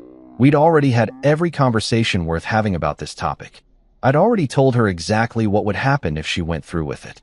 She'd already made it clear that my opinion didn't matter to her. So yeah, okay, pretty much covered it. "Melissa," I said, setting my mug down and turning toward the stairs, "you made your choice 3 months ago. Now I'm making mine." I went upstairs, got dressed for work, and kissed each of my kids goodbye like it was any other morning. Jake was trying to eat his cereal while simultaneously playing some game on his tablet. Emma was having a meltdown because her favorite shirt was in the dirty laundry, and Sophie was sitting in her high chair painting her face with yogurt. Normal chaos. Beautiful, normal chaos that was about to get a whole lot more complicated. Melissa followed me to the front door, still in that damn bathrobe, still holding the pregnancy test like it was made of gold. "Grant, we need to talk about this," she said, and the desperation in her voice almost made me feel sorry for her. Almost. "No," I said, grabbing my keys from the bowl by the door, the ceramic bowl Emma had made in 2nd grade that was supposed to look like a flower, but mostly looked like something you'd find at the bottom of a pond. "We really don't." And then I left. I drove to work, sat in my cubicle, and spent 8 hours entering numbers into spreadsheets while my marriage imploded in slow motion. Around lunchtime, I pulled out my phone and called James Holloway, a divorce attorney I'd gone to high school with. We'd played on the same baseball team junior year. He was a decent shortstop, terrible at math, and apparently great at destroying marriages for a living. "Jim," I said when he picked up, "it's Grant Walker. I need a lawyer." There was a pause, and then he said, "Jesus, Grant, what did you do?" "It's not what I did," I said, looking around the office to make sure nobody was listening. "It's what my wife did. She's pregnant with her boss's baby." Another pause, longer this time. "Come again?" "She's a surrogate. For her boss and his wife. I told her not to do it. She did it anyway. Now I need to know what my options are." "Holy shit, man. That's wow. Okay, can you come in tomorrow morning? We need to talk about this in person." 2 days later, I had divorce papers drawn up. Professional, clean, no-nonsense divorce papers that laid out exactly what I wanted. Custody of our 3 kids, half the house equity, and absolutely zero responsibility for the baby she was carrying. I had James serve them to her at her office because I figured if she could make major life decisions without consulting me, I could return the favor. She called me that afternoon, sobbing so hard I could barely understand what she was saying. "You can't be serious," she kept repeating, like saying it enough times would somehow make it true. "You can't be serious." But I was serious. Dead serious. More serious than I'd ever been about anything in my life. "Melissa," I said, sitting in my car in the parking lot of a Starbucks because I couldn't have this conversation at home with the kids listening. "I told you exactly what would happen if you did this. You didn't believe me. That's not my fault." Even her boss got involved, because apparently, Charles Whitmore thought his money and influence extended to my personal life. He called me that evening, his voice dripping with that fake concern that rich people use when they're pretending to care about the little people.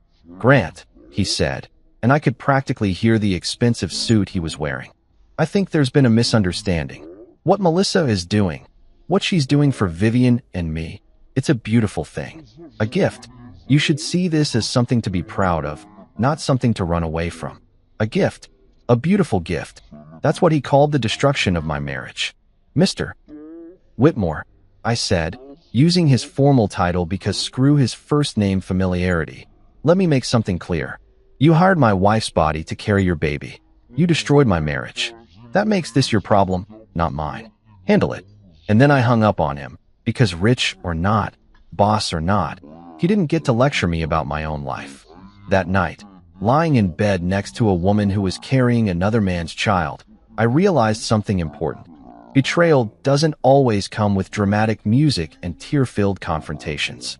Sometimes it comes with a triumphant smile and a pregnancy test, delivered over morning coffee like it's good news instead of the end of everything you thought you knew about your life. You know what's funny about filing for divorce? It doesn't actually make your wife disappear. I mean, I knew that logically. I'm not a complete idiot.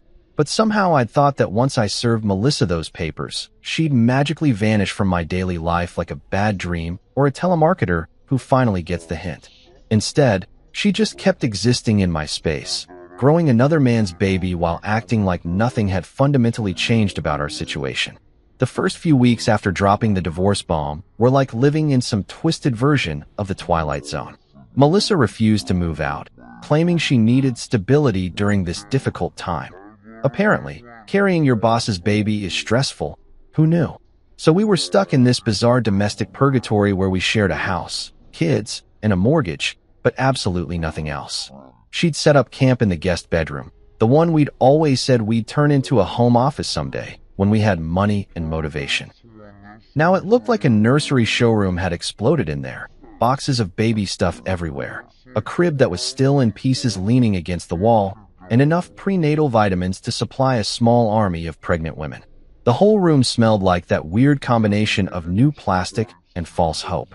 The worst part wasn't the constant reminder that my wife was playing house with someone else's genetic material. No, the worst part was how she kept acting like I was still her husband, like I was still somehow responsible for taking care of her during her journey.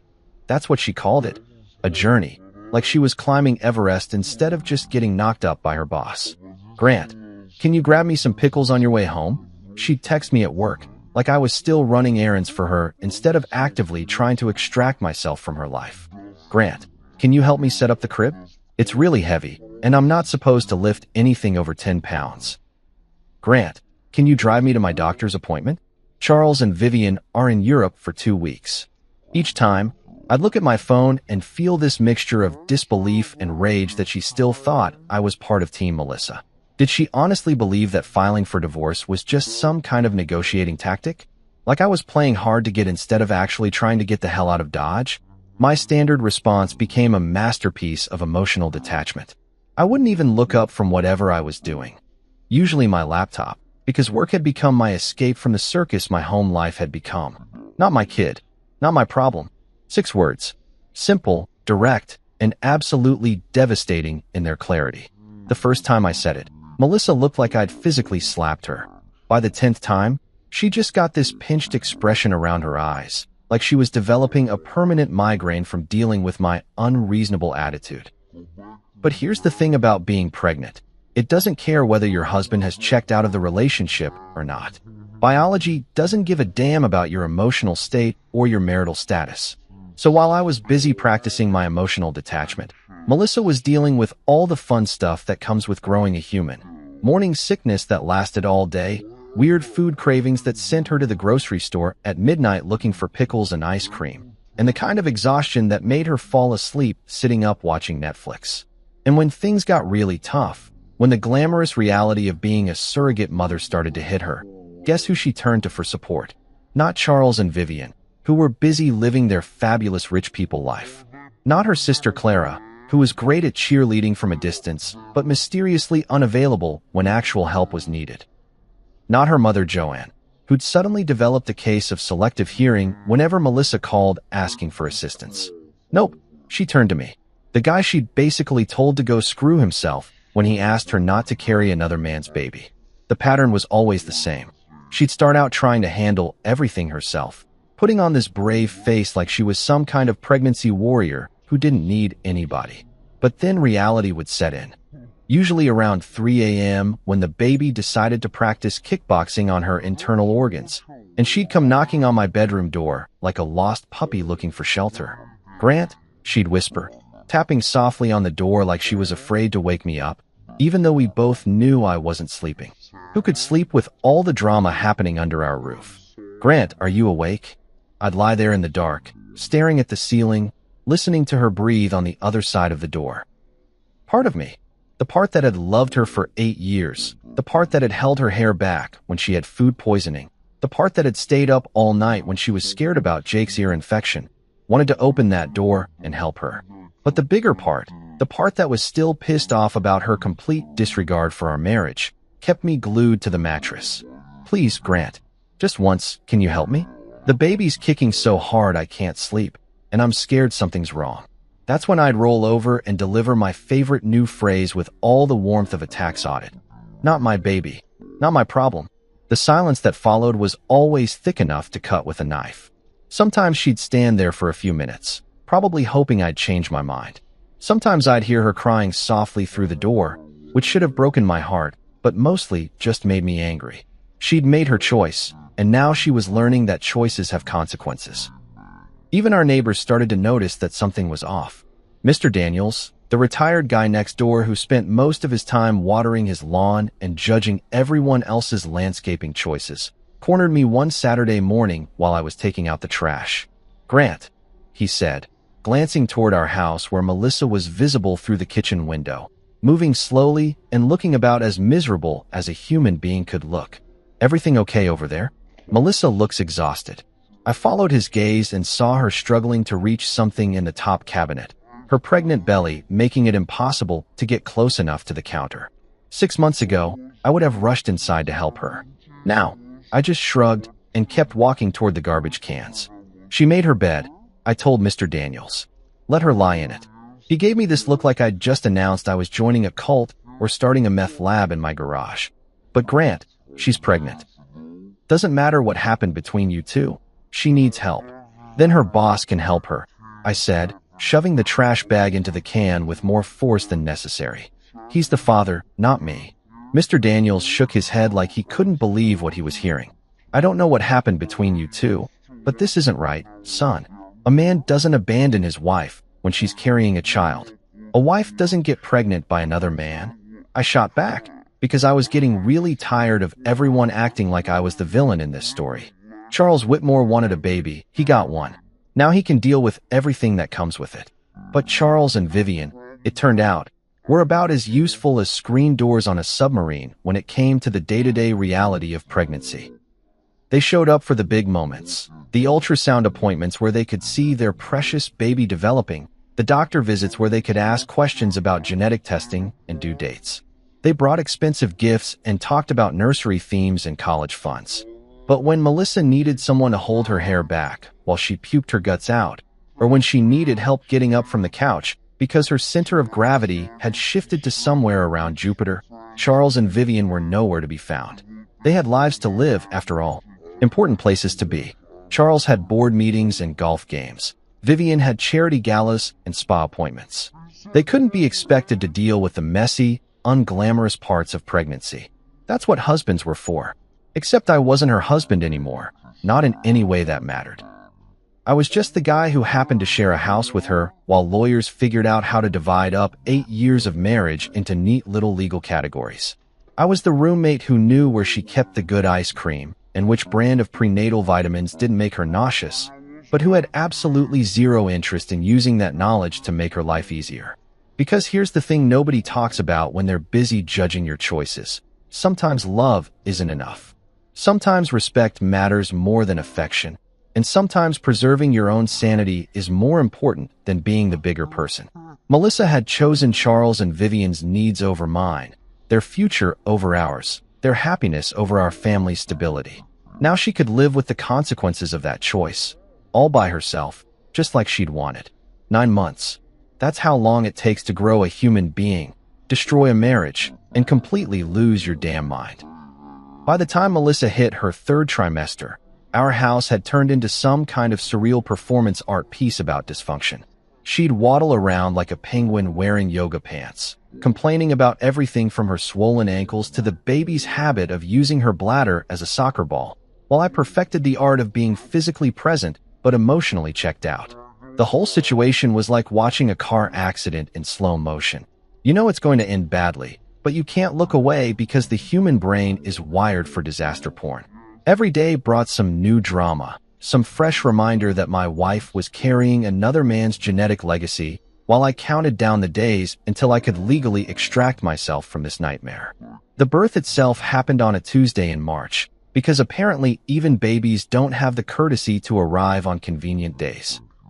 I was at work, deep in the thrilling world of quarterly tax filings, when my phone started buzzing like an angry hornet. The first call was from Melissa, which I let go to voicemail because I'd learned that answering her calls only led to requests for favors I had no intention of granting. The second call was also from Melissa, then the 3rd, 4th, and 5th. Finally, I picked up, figuring maybe the house was on fire or one of our actual kids needed something. "Grant," she gasped, and I could hear that particular brand of panic that meant things were happening fast. "It's time. The baby's coming." For a split second, just one stupid, reflexive second, my brain went into husband mode. The same mode that had kicked in when she'd gone into labor with Jake, Emma, and Sophie. The mode where you drop everything, grab the hospital bag, and drive like a maniac while trying to remember everything from those childbirth classes you'd slept through. But then reality crashed back in like a bucket of ice water. This wasn't my baby. This wasn't my emergency. This was Charles and Vivian's big moment. The culmination of their expensive fertility journey, the answer to all their rich people prayers. "Okay," I said, my voice as flat as roadkill. "So call Charles." "I did," she sobbed, and now I could hear the real fear creeping in. "He's in a meeting. His secretary said she'd try to reach him, but then call Vivian. She's at some spa in Napa. Grant, please, I need." I hung up, just pressed the little red button, and went back to my tax forms like nothing had happened. Because what was I supposed to do? Drop everything and rush to the hospital to watch my wife give birth to her boss's baby? Hold her hand while she delivered another man's child? Cut the umbilical cord that connected someone else's kid to my wife's body? Yeah, that was going to be a hard pass for me. The phone kept ringing. Melissa, probably calling from the ambulance or the hospital, desperate for someone, anyone, to be there for her during what should have been one of the most important moments of her life. But she'd made her choice about who mattered to her, and it wasn't me. Around 3 p.m., my desk phone rang. "The hospital. Mr. Walker? This is St. Mary's Hospital. Your wife Melissa asked us to call you. She's given birth to a healthy baby boy, and she's asking if you can come." "I'm not the father," I said, cutting off whatever guilt trip they were about to lay on me. "Call Charles Whitmore. He's the father. This has nothing to do with me." There was a pause, the kind of silence that happens when someone realizes they've stepped into a situation way more complicated than they bargained for. "Sir, Mrs. Walker is very upset. She's asking for you specifically. And I'm specifically not coming," I said. "Like I told you, call Charles Whitmore. It's his baby, his responsibility." I gave them Charles's office number and hung up, then spent the rest of the day trying to focus on work while ignoring the growing knot in my stomach. Not guilt. I was way past guilt. But something else. Maybe relief that it was finally over, that the pregnancy that had been hanging over our lives like a storm cloud had finally ended. Maybe anticipation for what came next, now that there was an actual baby involved instead of just the abstract idea of one. That evening, I picked up our kids from after-school care like it was any other day. Jake was excited because he'd gotten an A on his science project about volcanoes. Emma was grumpy because some kid had stolen her favorite pencil eraser, and Sophie wanted to know if we could have pancakes for dinner. Normal kid problems. Beautiful, normal kid problems that had nothing to do with surrogacy or bosses or babies that belonged to other people. "Where's Mommy?" Sophie asked as I buckled her into her car seat. "Mommy's at the hospital," I said, which was technically true. She had to help some people today. "Is she sick?" Emma asked, and I could see her starting to worry in that way kids do when they sense something's wrong but don't understand what. "No, sweetheart. She's fine. She just had to do something for work." It wasn't a lie exactly. Melissa had made it pretty clear that this whole surrogate thing was about her career, about impressing Charles and securing her position at the firm. So yeah, it was work-related. We went home, ordered pizza, and had what turned out to be one of the nicest evenings we'd had in months. Without Melissa's pregnancy hormones turning every conversation into a potential minefield, without the constant tension of living with someone who'd fundamentally betrayed everything our marriage was supposed to represent, the house felt peaceful for the first time in 9 months. Around 8 p.m., after the kids were in bed, my phone rang. Melissa, calling from the hospital, her voice thick with exhaustion and something that might have been regret. "Grant," she whispered, like she was afraid someone might overhear. "Please come. I'm scared." And for just a moment, I felt something crack inside my chest. Not enough to change my mind, but enough to remind me that once upon a time, I'd loved this woman enough to marry her, enough to have 3 kids with her, enough to believe we'd grow old together on some front porch somewhere, watching our grandkids play in the yard. But love isn't always enough. Sometimes it's not even relevant. "Call Charles," I said, my voice gentler than it had been in months, but still absolutely final. "He's the father, not me." He's busy. "The baby's beautiful, Grant. He has these tiny little fingers, and he's so perfect, and I need someone here who cares about me." That's when it hit me, the real tragedy of the whole situation. She'd spent 9 months carrying this baby for people who saw her as nothing more than a high-end incubator, and now that the job was done, she was discovering exactly how much they actually cared about her as a person. Charles was busy, probably celebrating with Vivian somewhere expensive, while the woman who'd carried their child lay in a hospital bed, alone and scared, realizing that she'd traded her marriage for people who couldn't even be bothered to show up when she needed them most. But that wasn't my problem anymore. I tried to warn her. I told her exactly what would happen. She'd chosen not to believe me. "Melissa," I said, looking out the kitchen window at our backyard where the kids' swing set sat empty in the fading light. "You made your choice. Now live with it." And then I hung up and turned off my phone, because I was done being her backup plan. Done being the person she turned to when her real priorities let her down. Done being married to someone who'd put her boss's needs ahead of our family's well-being. The baby was born, healthy and perfect, just like she'd said. Charles and Vivian finally showed up at the hospital with flowers and champagne, and probably a photographer to document their magical moment. They got their custom-made baby, their happy ending, their perfect little family.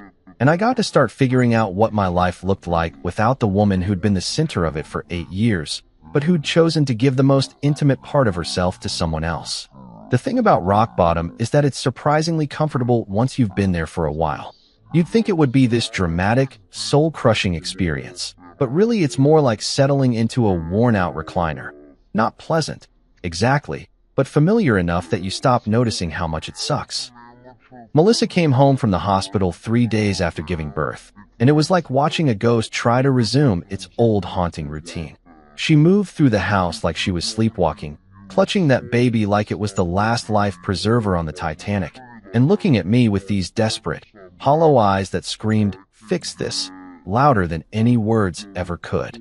But here's the thing about being the guy who warned everyone the ship was going to sink. By the time you're proven right, nobody wants to hear, "I told you so." They just want you to somehow magically make everything okay again, like you're some kind of domestic superhero who can undo months of spectacularly bad decisions with the power of forgiveness and selective amnesia. Not happening. The first week was almost funny, in a dark comedy sort of way. Melissa would shuffle around the house in her ratty bathrobe, looking like an extra from a zombie movie, while Charles and Vivian's beautiful gift screamed at all hours of the day and night. Turns out babies don't give a damn about your motivations for having them.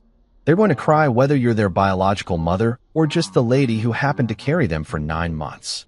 She'd set up a makeshift nursery in the guest bedroom, complete with all the baby gear that Charles and Vivian had bought, but apparently couldn't be bothered to take home yet. The irony wasn't lost on me. Here she was, playing house with someone else's kid while our actual children tiptoed around the house like they were afraid to breathe too loud. "Mommy, why is the baby here?" Sophie asked one morning, standing in the kitchen doorway in her favorite pajamas, the ones with unicorns that she insisted had magical powers. "I thought you said he was going to live with other people." Melissa looked like Sophie had just asked her to explain quantum physics in interpretive dance. "Well, sweetheart, sometimes babies need to stay with their birth mommy for a little while before they go to their forever home." Birth mommy. Jesus Christ. She was talking about herself like she was running some kind of baby rental service. Like when we fostered Mr. Whiskers before he went to live with Grandma. Emma piped up, because my 8-year-old apparently had a better grasp on the situation than my wife did. "Something like that," Melissa said, which was probably the most honest thing she'd said in months. But the comparison to our brief stint fostering Joanne's cat was more accurate than Melissa wanted to admit. Because just like with Mr. Whiskers, everyone expected me to help take care of something that wasn't mine and wasn't staying. The bottles started appearing in our sink like some kind of domestic plague. Formula containers cluttered our kitchen counter. Dirty diapers overflowed the garbage can, and our washing machine ran constantly, churning through an endless cycle of tiny clothes and blankets that smelled like that particular combination of baby powder and desperation. And through it all, Melissa kept shooting me these looks, part pleading, part anger, part complete bewilderment that I wasn't stepping up to help her with her noble sacrifice. Like I was failing some test I'd never agreed to take. The breaking point came on a Thursday night, about 2 weeks after she'd brought the baby home. I was in the living room, trying to help Jake with his math homework while the baby screamed bloody murder upstairs, when Melissa appeared at the top of the stairs looking like she'd been through a blender. "Grant," she called down, her voice cracking with exhaustion. "Can you please just hold him for 10 minutes? I need to take a shower." I didn't even look up from Jake's algebra worksheet. "Not my baby. Not my problem." It was the same response I'd been giving for months, delivered with the same flat tone I'd perfected during our entire pregnancy nightmare. But something about hearing it in that moment, with the baby crying and Melissa looking like she was about to collapse, made it land differently. She came down the stairs slowly, still holding the baby, and I could see her hands shaking. Not from exhaustion, though she was definitely that, but from rage. Pure, undiluted fury that had been building up for weeks. "You know what?" she said, her voice getting louder with each word. "I am so sick of your attitude. You owe me this much." That's when I finally looked up from the homework. Jake was staring at both of us with wide eyes, probably wondering if his parents were about to start throwing furniture at each other. The baby was still screaming, which seemed appropriate for the moment. "I owe you?" I repeated, standing up slowly because this conversation was clearly going to require my full attention. "I owe you what exactly?" "Support," she screamed, and the baby's crying got even louder, like he was trying to match her energy. "I'm your wife. This is your home. You can't just pretend I don't exist." "Jake," I said, keeping my voice calm, "go upstairs and play in your room for a while. Okay, buddy?" He scrambled out of there like his pants were on fire, which was probably the smartest thing anyone had done in our house all week. Once he was gone, I turned back to Melissa and let her have it. All the anger I'd been swallowing for months, all the resentment I'd been choking down, all the hurt I'd been pretending didn't exist, it all came pouring out. "Let me tell you what I owe you," I said, my voice deadly quiet. "I owe you absolutely nothing. You want to know why? Because you're not my wife anymore. Not in any way that matters." Her face went pale, but I wasn't done. "You chose to get pregnant by another man. You chose to carry your boss's baby. You chose his needs over our marriage, his wants over our family, his happiness over everything we built together. So no, Melissa, I don't owe you support. I don't owe you help. I don't owe you a goddamn thing." "It's not like that," she protested, but her voice was weaker now, like she was starting to realize how deep the hole she'd dug really was. "It's exactly like that," I shot back. "You want to play house with Charles Whitmore's baby? Fine. But don't expect me to be your backup husband when the real parents can't be bothered to show up." That's when she really lost it. The baby was screaming, she was screaming, and I was standing there watching my marriage finally die its long overdue death. "You're abandoning me," she shrieked, like somehow I was the villain in this story. "How can you be so cruel?"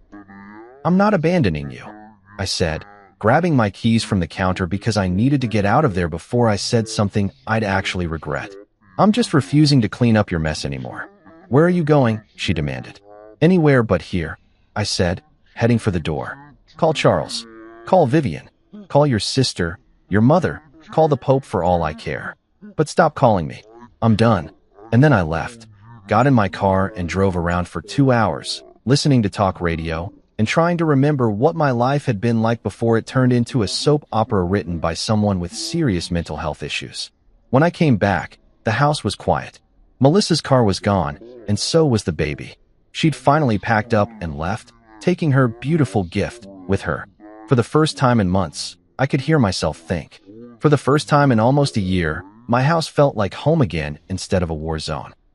The kids were upstairs, probably confused and scared by all the yelling, but safe. Our actual children, the ones who mattered, the ones I'd been trying to protect through this whole nightmare. I made them mac and cheese for dinner, the good stuff from the box, not the fancy organic kind Melissa always insisted on, and we ate in front of the TV like we were having an indoor picnic. Nobody mentioned the baby. Nobody asked where Mommy went. They just seemed relieved that the constant crying had stopped and the house felt normal again. That night, after I tucked them all in and made sure they knew they were safe and loved, I sat in my kitchen and realized something important. Sometimes the kindest thing you can do for someone is refuse to enable their self-destruction. Melissa had made her choice. Now she could live with it. You know what they say about peace and quiet, it never lasts long enough. For exactly 2 blissful days after Melissa packed up her baby drama and left, my house felt like an actual home again. The kids and I fell into this easy rhythm where we could eat cereal for dinner without judgment, watch cartoons without someone sighing dramatically about screen time, and generally exist without walking on eggshells around a woman who'd spent the last year making everyone else's life miserable. But apparently, the universe has a sick sense of humor, because just when I started to believe that maybe, just maybe, I could get through this divorce without any more insanity, the flying monkeys descended. It started with my voicemail inbox lighting up like a Christmas tree. I'd come home from work to find 7 new messages, each one more ridiculous than the last. It was like Melissa had sent out some kind of emergency alert to every person who'd ever met her. "Attention all friends and family members. Grant is being mean to me. Please call and tell him he's a terrible person." The first message was from her sister Clara, because of course it was. Clara had apparently appointed herself as the head of the Grant is obviously Satan committee, and she was taking her new job very seriously. Grant. Her voice came through my phone speaker with all the warmth of a tax audit. I cannot believe what Melissa told me. She's sitting in my living room right now, crying her eyes out because her own husband abandoned her with a newborn baby. How can you be so heartless? She's your wife, Grant. Your wife. Where is your sense of responsibility? I had to laugh at that one. Responsibility. Right. Because apparently, I was responsible for taking care of a baby that wasn't mine, born as a result of a decision I'd explicitly opposed, for people who couldn't be bothered to handle their own parenting duties. That made perfect sense in Clara's twisted little world. The next message was from Melissa's college roommate, some woman named Jennifer who I'd met exactly twice in 8 years of marriage, but who apparently felt qualified to judge my entire character based on whatever sob story Melissa had fed her. Grant, this is Jennifer Morrison, Melissa's friend from college. I just wanted to say that I think what you're doing is absolutely disgusting. Melissa is going through the hardest time of her life, and instead of supporting her, you're being selfish and cruel. She gave that couple the most precious gift anyone can give, and you're punishing her for it. I hope you can live with yourself. The most precious gift.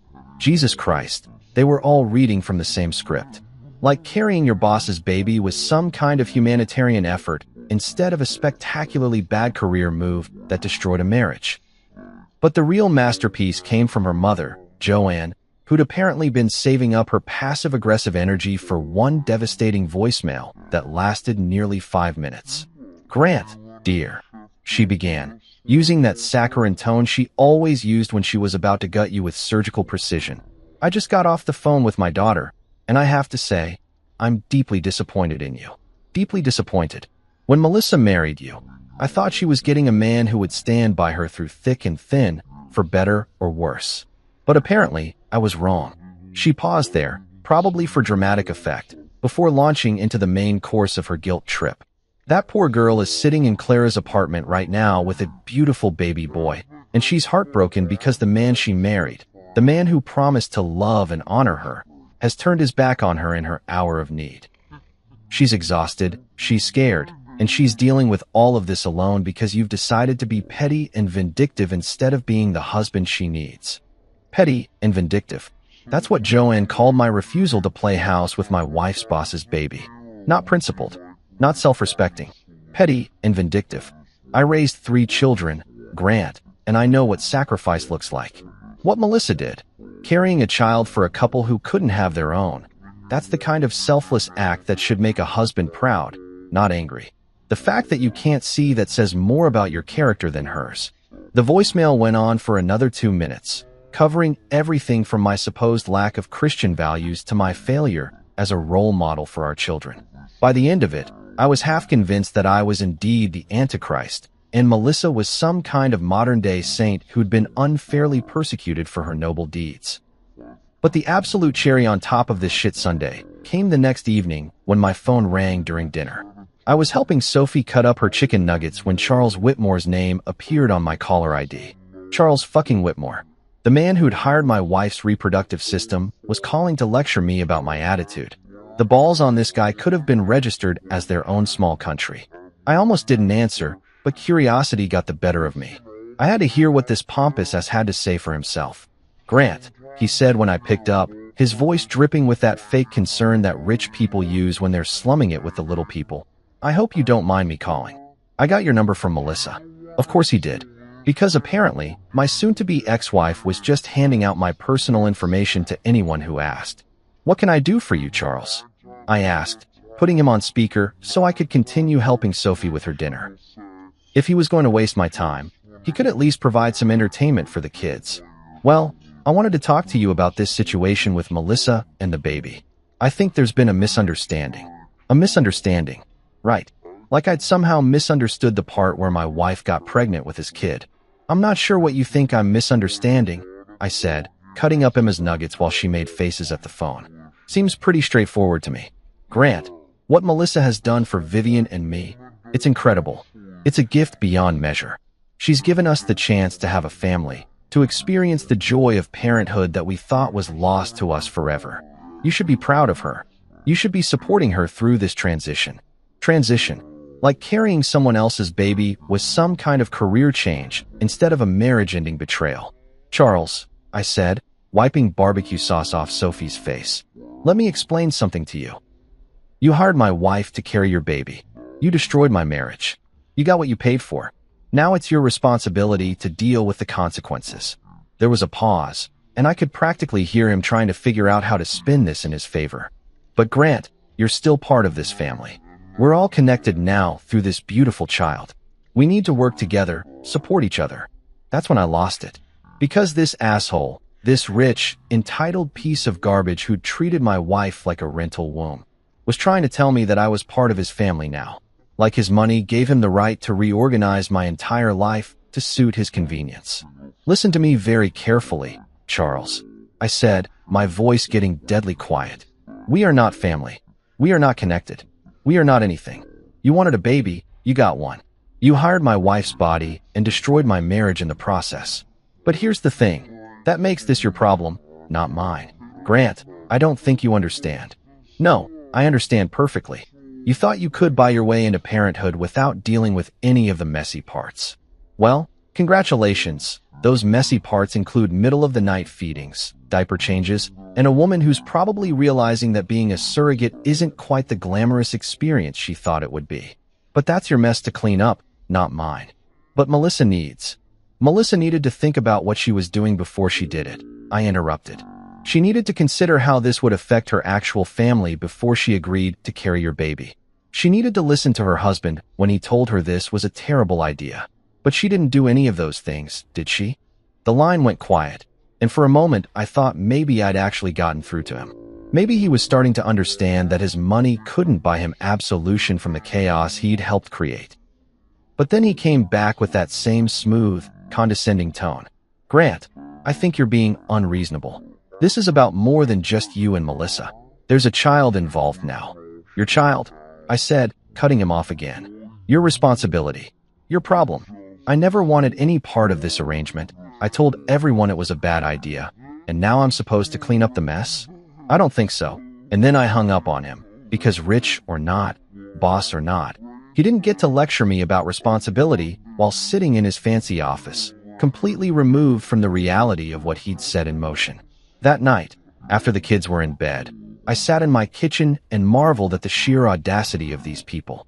They'd all rallied around Melissa like she was some kind of victim instead of a woman who'd made a series of spectacularly bad choices that had predictable consequences. Not one of them had called to ask how I was doing. Not one had acknowledged that maybe, just maybe, I had a right to be angry about my wife carrying another man's baby. Not one had suggested that perhaps Melissa should have considered her husband's feelings before agreeing to this insane arrangement. But they all had plenty to say about my supposed failures as a husband and human being. The begging parade was in full swing, and I was apparently the only one who could see how ridiculous the whole thing was. If you've never been through a divorce, let me paint you a picture. Imagine the worst job interview of your life, crossed with a root canal, sprinkled with the emotional devastation of watching your entire adult life get dissected by strangers in cheap suits. Now multiply that by about 1,000, and you're getting close to what it's like to sit in a courtroom while lawyers argue over who gets to keep the good dinnerware and whether you're a terrible human being. The whole thing started 6 months after I'd filed the papers, because apparently the legal system moves at roughly the same speed as continental drift. By the time we actually made it to court, Melissa had settled into her new life as a single mother living in her sister's spare bedroom. Charles and Vivian had presumably bonded with their custom-made baby, and I'd gotten comfortable with the idea that my marriage was deader than disco. But Melissa, being Melissa, couldn't just sign the papers and move on with her life. No, she had to turn our divorce into some kind of three-ring circus, where she was the tragic heroine and I was the mustache-twirling villain who'd abandoned his pregnant wife in her hour of need. Her lawyer was this guy named Richard Steinberg, one of those slick operators who probably learned his trade watching reruns of LA Law and figured out that righteous indignation pays better than actual legal knowledge. He had perfectly styled hair, a tan that definitely came from a bottle, and the kind of practiced sincerity that made you want to check your wallet after shaking his hand. My lawyer, on the other hand, was James Holloway, the same guy I'd played baseball with in high school, who'd gone on to law school while I was studying accounting and probably wondering why anyone would voluntarily choose a career that involved this much paperwork. Jim was the kind of lawyer who wore off-the-rack suits and actually cared about winning cases instead of just looking good while losing them.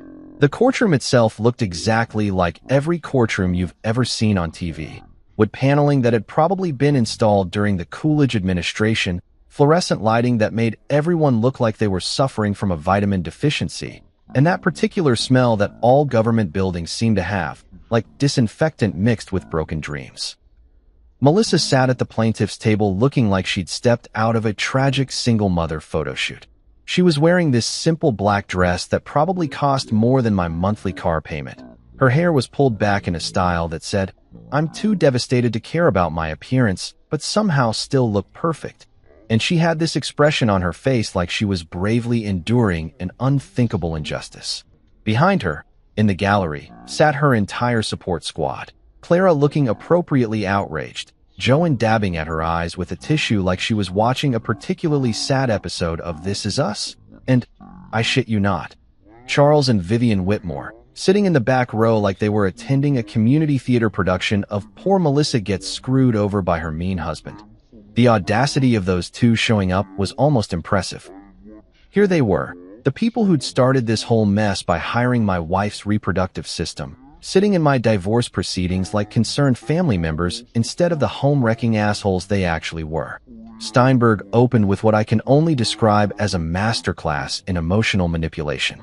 He painted a picture of Melissa as this selfless saint who'd made the ultimate sacrifice to help a childless couple, only to be cruelly abandoned by her heartless husband during the most vulnerable time of her life. "Your Honor," he said, gesturing toward Melissa like she was some kind of religious icon. "My client is a woman who exemplifies the very best of human nature. When she learned that her employer and his wife were struggling with infertility, she made the extraordinary decision to serve as their surrogate mother. This wasn't a decision she made lightly, Your Honor. This was an act of pure compassion, a gift of life itself. A gift of life." Jesus, these people really were all reading from the same script. But instead of supporting his wife during this difficult time, Steinberg continued, his voice getting more dramatic with each word. "The defendant chose to abandon her. He filed for divorce while she was pregnant, Your Honor. He refused to attend the birth of the child she was carrying. He has shown a callous disregard for his wife's emotional and physical well-being that is frankly shocking. He went on like that for 20 minutes, painting me as some kind of monster who'd kicked a pregnant woman to the curb for having the audacity to help people in need. By the time he was done, I was half convinced that I should be locked up for crimes against humanity instead of just trying to get out of a marriage that had turned into a nightmare. But then it was Jim's turn, and that's when things got interesting. Your Honor, Jim said, standing up with a stack of papers that looked thick enough to stop a bullet. The plaintiff's attorney has told you a very compelling story. It's just too bad that story has almost nothing to do with the facts of this case. He walked over to the evidence table and picked up a manila folder that looked like it could have contained the secrets of the universe. The facts, Your Honor, are these. Mrs. Walker made a unilateral decision to carry another man's child without consulting her husband. When Mr. Walker expressed his opposition to this arrangement, she ignored him. When he explained how this decision would affect their marriage, she dismissed his concerns. And when he told her explicitly that proceeding with this surrogacy would end their marriage, she chose to proceed anyway. Jim opened the folder and pulled out what looked like a phone bill on steroids. Your Honor, I'd like to submit into evidence a series of text messages between the plaintiff and her sister in which she admits that her husband was opposed to the surrogacy from the beginning. I'd also like to submit several email exchanges between the plaintiff and her employer, Mr. Whitmore, in which she discusses the surrogacy arrangement without ever mentioning her husband's objections. Steinberg jumped up like his chair was on fire. Objection, Your Honor. These communications are privileged. Overruled, the judge said, looking like he was already tired of this case, and it had barely started. Continue, Mr. Holloway. Jim smiled the way a shark smiles when it spots a wounded seal. Your Honor, these communications clearly show that Mrs. Walker was fully aware of her husband's position on this matter. In one text message to her sister, she explicitly states, and I quote, "Grant is being such a baby about this. It's my body, my choice. He doesn't get a vote." I watched Melissa's face go pale as Jim read that text out loud.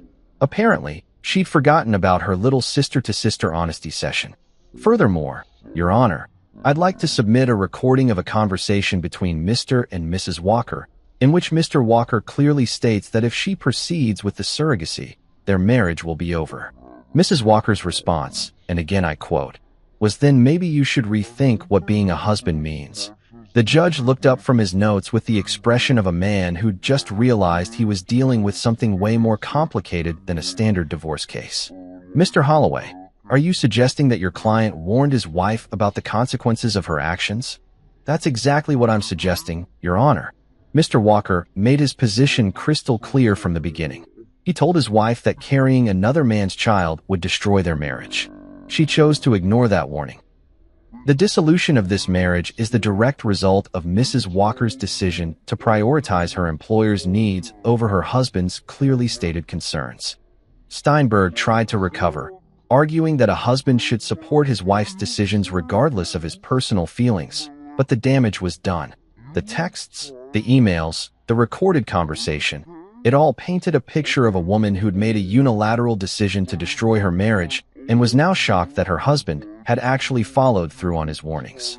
The best part was watching Charles and Vivian squirm in their seats as it became increasingly clear that their beautiful gift had come at the cost of someone else's family. They'd probably thought they were just hiring a surrogate, not destroying a marriage, but intent doesn't really matter when the results speak for themselves. By the time the proceedings wrapped up for the day, it was pretty clear which way the wind was blowing. Melissa looked like she'd been hit by a truck, Her legal dream team looked like they were already planning their exit strategy, and I felt something I hadn't felt in months. Hope. Hope that maybe, just maybe, the truth would actually matter in this circus. Hope that someone would finally acknowledge that I wasn't the villain in this story, just a guy who tried to protect his marriage and been ignored. Hope that when this was all over, I could finally move on with my life and stop being defined by my wife's spectacularly bad decisions. 2 weeks after the courtroom circus ended, I found myself sitting in the same uncomfortable wooden chair, but this time the atmosphere was completely different. Instead of the tense drama of competing narratives, there was just the cold, hard reality of legal consequences being handed down by a judge who looked like he'd rather be anywhere else on the planet. Judge Morrison was one of those old-school guys who'd probably seen every sob story, every excuse, and every attempt at emotional manipulation that the legal system had to offer. He had gray hair, wire-rimmed glasses, and the expression of a man who'd stopped being surprised by human stupidity sometime around the Clinton administration. After reviewing all the evidence presented, he began, his voice carrying the weight of finality that only comes from years of making decisions that change people's lives forever. This court finds that the dissolution of this marriage was the direct result of unilateral decisions made by the plaintiff without regard for her spouse's clearly stated objections. I felt something loosen in my chest, something that had been wound tight for almost a year. This was it. This was the moment when someone in authority finally acknowledged that I wasn't the bad guy in this story. Furthermore, Judge Morrison continued, the court finds that the plaintiff's decision to prioritize her employment obligations over her marital responsibilities demonstrates a fundamental disregard for the stability required to maintain a healthy family environment. Melissa sat at her table looking like someone had just told her that Santa Claus wasn't real and the Easter Bunny was a fraud. Her perfectly composed, tragic mother facade was cracking around the edges, and I could see the panic starting to creep in as she realized that her sob story wasn't going to get her what she wanted. Therefore, this court awards primary physical custody of the minor children, Jacob Walker, Emma Walker, and Sophie Walker, to the defendant, Grant Walker. The plaintiff will be granted supervised visitation rights, to be exercised at times and locations to be determined by the court-appointed mediator. Supervised visitation. That was the legal way of saying, we don't trust you to be alone with your own kids, without someone watching to make sure you don't screw up their lives any worse than you already have. The gavel came down with a sound like a gunshot, and just like that, it was over. 9 months of pregnancy drama, 6 months of legal warfare, and years of marriage, all of it officially dead and buried in about 10 minutes of judicial pronouncement. Melissa broke down completely. Not the pretty, dignified crying you see in movies, but the ugly, desperate sobbing of someone who just realized that actions have consequences and lawyers can't always fix stupid decisions. Her sister Clara rushed forward to comfort her, shooting me a look that could have melted steel, like somehow I was responsible for the mess Melissa had made of her own life. I don't want to lose them, Melissa whispered through her tears, loud enough for everyone in the courtroom to hear. It was probably meant to be one last appeal to my non-existent sympathy, one final attempt to make me the villain for enforcing the natural consequences of her choices. I stood up, straightened my tie, the good one I'd bought specifically for this occasion, and looked down at the woman who'd once been my partner in everything. Then you should have thought about that before you decided to carry another man's baby, I said, my voice calm and steady. You should have thought about them when Charles asked you to be his surrogate.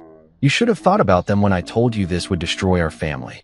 But you didn't think about them, did you? You thought about yourself. Her crying got louder, more desperate, but I wasn't done. You want to keep seeing our kids? Then show up for them. Be the mother they deserve instead of the woman who traded their family stability for her boss's approval. Prove that they matter more to you than your career ambitions or your need to impress people who don't give a damn about you. I picked up my briefcase, the same one I'd carried to work every day for 8 years, back when I thought I was building a life with someone who shared my priorities, and headed for the door. But understand this, Melissa, I said, turning back for one last look at the mother of my children. I won't let you drag them into your mess. I won't let you use them as emotional support animals while you figure out how to live with the consequences of your choices. They deserve better than that. They deserve a parent who puts them first. Outside the courthouse, the September air felt crisp and clean, like the world had been washed by rain even though the sky was perfectly clear. Jim walked beside me, probably savoring his victory but smart enough not to gloat about it. "You did the right thing, Grant," he said as we reached our cars. "Those kids need stability, and Melissa's proven she's not capable of providing that right now." I nodded, but I wasn't thinking about being right or wrong. I was thinking about Jake, Emma, and Sophie, waiting for me at home with the babysitter, probably wondering why Daddy had to go to court again and when things would finally get back to normal. For the first time in almost a year, I had an answer for them. Things were going to get back to normal starting right now. No more drama, no more chaos, no more wondering whether the woman who was supposed to be their mother would make another decision that would turn their world upside down. Just me and them, building something stable and sane from the wreckage of what used to be our family. It wasn't the happy ending I'd imagined when I'd first gotten married, but it was better than the alternative. It was a chance for all of us to start over, to build something new without the constant threat of someone else's bad decisions destroying everything we cared about. For the first time in months, I felt like I could breathe again. 6 months later, I'm sitting in my kitchen on a Saturday morning, watching Jake attempt to make pancakes while Emma argues with Sophie about whether syrup belongs on scrambled eggs. The house smells like coffee and slightly burned batter. The morning light is streaming through windows that actually stay clean now that nobody's crying on them constantly. And for the first time in what feels like forever, everything is exactly as chaotic as it should be. This is what normal looks like. Not the fake, Instagram-perfect normal that people pretend to have, but real normal. The kind where your 8-year-old puts too much vanilla in the pancake mix. Your 6-year-old insists that purple is a perfectly reasonable color for breakfast food. And your 4-year-old tries to feed pancakes to the dog we don't have. "Dad, can we get a dog?" Sophie asks, right on cue, because apparently my kids have developed telepathic powers. "Ask me again when you can remember to put your clothes in the hamper instead of on the floor." I tell her, which is parent speak for, not until you're 30 and living in your own house. The funny thing about divorce is that everyone expects you to be miserable.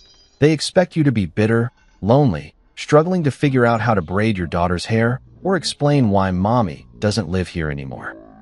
And sure, there were some rough patches, like the night Emma asked if mommy stopped loving us, or when Jake's teacher called because he'd been acting out at school.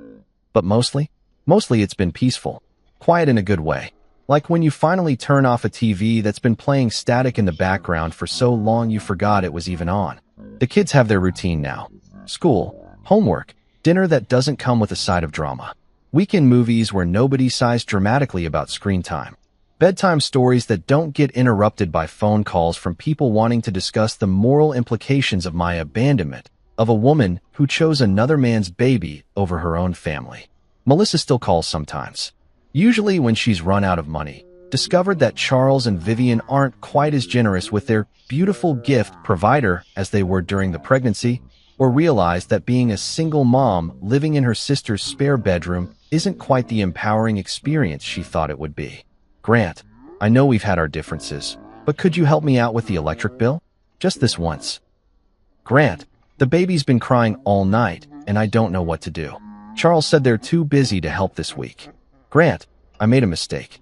I see that now. Can we talk about working things out?" The answer is always the same. No, not because I'm trying to be cruel, but because I learned something important during this whole nightmare. You can't save people from the consequences of their own choices. You can't love someone into making better decisions. And you definitely can't build a stable life with someone who's willing to torch everything you've built together for the approval of people who see her as nothing more than a means to an end. Her choices are her burden now, not mine. The kids see her every other weekend, supervised visits at a neutral location because the court decided she needed to prove she could prioritize their well-being over her own drama. Sometimes she shows up, sometimes she doesn't. The kids have learned not to get their hopes up too high, which breaks my heart, but also makes me proud of how resilient they are. "Dad," Emma says, interrupting my thoughts. "Jake put eggshells in the pancakes."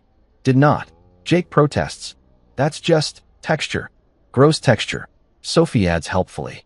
I look at my 3 kids, my actual kids, the ones I chose to protect when their mother chose something else, and feel something I haven't felt in a long time. Contentment. Not happiness exactly, because this isn't how I thought my life would turn out. but contentment with the knowledge that I did the right thing, even when it was hard. All right, troops, I say, standing up to survey the pancake disaster. Let's start over. And this time, maybe we leave the eggshells out of the recipe. Can we put chocolate chips in instead? Sophie asks. Absolutely. I say, because life's too short for plain pancakes and too precious to waste on people who don't appreciate what they have. Outside, it's starting to rain, but inside our house, our actual home now, not just the place where we used to live, it's warm and safe and exactly where we belong. Not my baby, not my problem, but these kids, this life we're building together, this peace we've found in the aftermath of someone else's spectacularly bad decisions, this is all mine, and I'm never letting anyone take it away from us again.